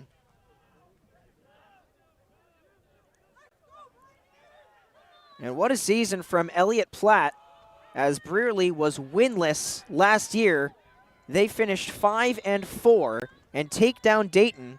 Low on the carry. And I'm not sure. I believe that would clinch a division title for Spotswood. Gain of 11 on the play. It'll be 4th and 2 from the 37. Bit of a demoralizing end to the year for Dayton, but I believe they should still make the state playoffs. I'm not entirely sure on that, though. I have not been in the trenches like our head of commentators, Zach Smolin, has. He's plugging away at all times, trying to figure out all the PowerPoints, all of the different clinching scenarios. I'm just going to wake up in the morning and see what the matchups are, what the brackets are when they're announced. As there's a nice toss there from Pena on 4th down. That'll move the sticks for the captains. As Bowers gets another touch. Bit of a crowd there after a few collisions at the end of the play. First down from the 29-yard line. So we hope you will come with us for the high school football playoffs. We had all kinds of amazing action last year. I remember my first round game last year was beyond belief. Mountain Lakes against Lenape Valley, the hook and ladder. We're going to create more lifelong memories, or really the athletes are. We're just going to be there to see it. And, of course, as always, every single broadcast that we do for you here on YouTube, absolutely free of charge. We would not have it any other way. You deserve to see these athletes competing at the high school level and putting their best foot forward. It really has been amazing to see all the storylines developing. It's been such a chaotic year, particularly in football, but really around the fall sports. And you just never know what's waiting around the corner as the county championships continue on here, and then we will, of course, have those playoff matchups for you, as that's a nice run past the 20 to around the 15, and that will move the sticks once again. This will be the 2-minute timeout. And that will bring us to the 2-minute warning here, as the carry came from Melvin Lowe. And we'll take one last timeout here on Big State Sports and bring you the final 2 minutes here on the network. Hi, I'm Dan from George J. Keller & Sons. My family-owned company has provided superior service to local homeowners since 1980. And based on the strength of our commitment to you and your positive reviews and feedback, we are now a GAF 3-star President's Club winner. That's right, one of 30 winners out of 2,600 Master Elite dealers nationwide. Our seasoned pros provide the best service and quality products from beginning to end of your project. Give us a call today for your free estimate. Thinking about making a move? Call Michael Rossi from Keller Williams, your residential real estate enthusiast. Whether you're looking to sell or buy, Mike's your guy. Likely one of the most expensive and stressful transactions a person makes is real estate. So why not have fun doing it? Call Michael Rossi today, where he is bringing the process from frustrating to fun. Back here on Big State Sports, closing time here for the William Patterson Pioneers and the Christopher Newport Captains. As another carry there for Lowe. He gained 10 on the previous carry. Low on the carry. And that should be a gain of about Number 98, Isaac Kazimowski. 4. Just to sort of wrap up what we've seen, again, another absolutely prolific day from CNU's starting quarterback, Connor Berry. 17 of 18, 340 yards, 3 touchdowns. And he linked up with his main man, Colin Hart, for 8 receptions, 204 yards, and 2 touchdowns. That connection has been simply sensational all year long and continued to be. But, of course, a lot of other players factored in the score. Berry, for his part, had 3 rushing touchdowns, a couple sneaks for 1 yard and one for 8 yards, which took a little bit more effort. And of course, the freshman who started it all, Dre Tharrington, had himself a 33-yard touchdown run. That began the scoring. William Patterson was able to answer that initial touchdown with the passing score from Nigel Jennings to Kyle Manley, but we're not able to find the end zone the rest of the way. And of course, Nigel Jennings left the game, went 7 of 17 for 87 yards before a hit sent him down, and we hope he can, hope the best for him and for the Pioneers going forward as they look to finish their campaign. They will take on Salisbury next week. As for Christopher Newport, their next matchup will be against Montclair State before they, of course, tangle with the top 5 rated Salisbury the week after that. But that is our final score here from William Patterson University at Whiteman Stadium. The CNU captains do take care of business, improving to 7-0 with a 52-7 win over the William Patterson Pioneers, who fall to 2-5. Once again, we want to thank all of our sponsors for today's broadcast: ICS, Mandelbaum Barrett, Top Mental Game, Open Road Mazda of Morristown, Athletic Fields of America, and William Patterson University, who helped us and once again generously hosted us here as we got their team on the air for the 3rd time this year. For Chris Delegard on production today, Nikki Simmons on camera, my name's Jeremy Nielsen saying so long and farewell from Wayne, New Jersey. 52-7 one last time, our final score from Whiteman. Thanks again, everybody, for watching, and have a great rest of your weekend.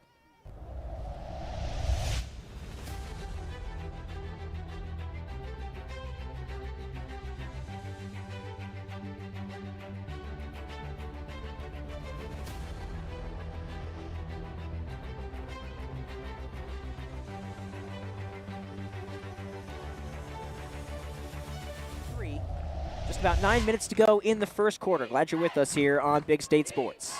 More motion from the tight end. They will hand it off. Good gainer here, and he breaks through all the way down the sideline and into the end zone.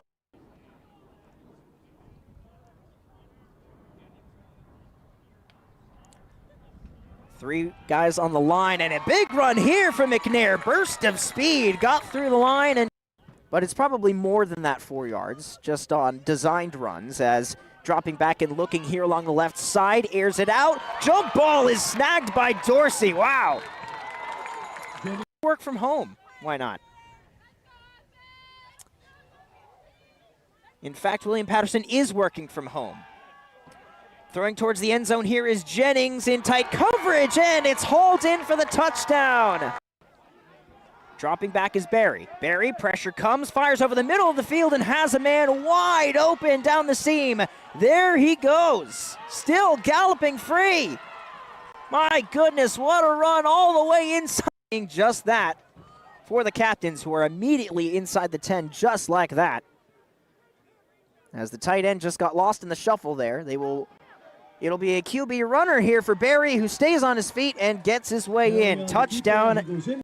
One return man back at around the 45, as that punt is easily going to reach him. Push him back a couple yards, and it'll be good for a return here along the right side. Look out, there's some space again. Cutting it back. Ball is out, though, and it looks like he got it. Just didn't quite bounce their way.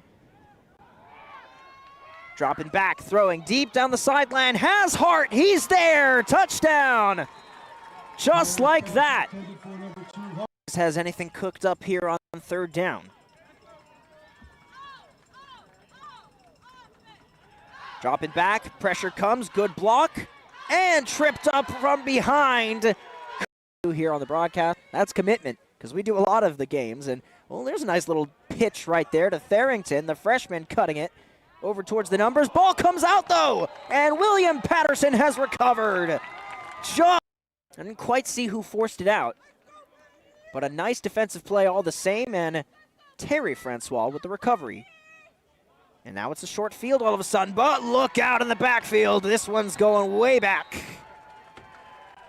Off that victory, and then in the ensuing weeks, they've really run roughshod, as they will hand it off here to Tharrington. Tharrington breaks forward. There he goes. all the way past the 45-yard line. Another big run for the freshman. It's been mostly runs here in this drive as they'll fake the handoff this time, running left, looking towards the sideline. Catch is made. They spun him around right by the 1-yard line. 6 minutes 30 on the clock here in the second. Barry will sneak it, and he is in for the touchdown. CNU defense has done a good job against the run since those first few drives in which McNair was able to break free a few times. They're going to look to pass. Pressure comes, forced out of the pocket, and down he goes. Nigel champions, that is in boys soccer, I believe, is play action here. Stepping up, Barry looking for it all down the field. He's got Hart. There he goes. And that's the school record. Previous high was 8. Came in 2008. CNU went 8-2 that season. Look out in the backfield. It's a sack for Connor.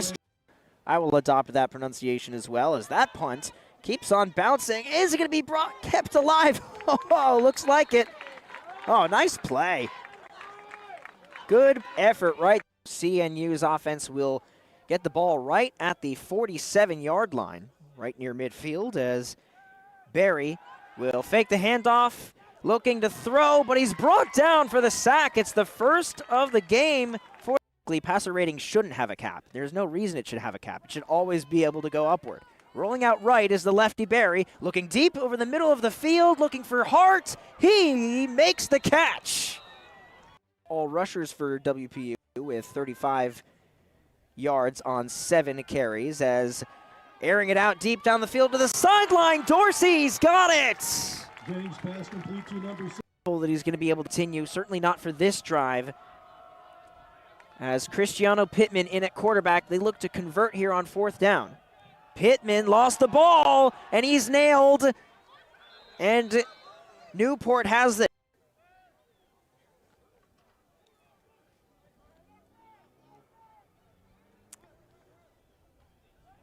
Barry fakes the handoff, looking deep for the end zone, has Hart, touchdown!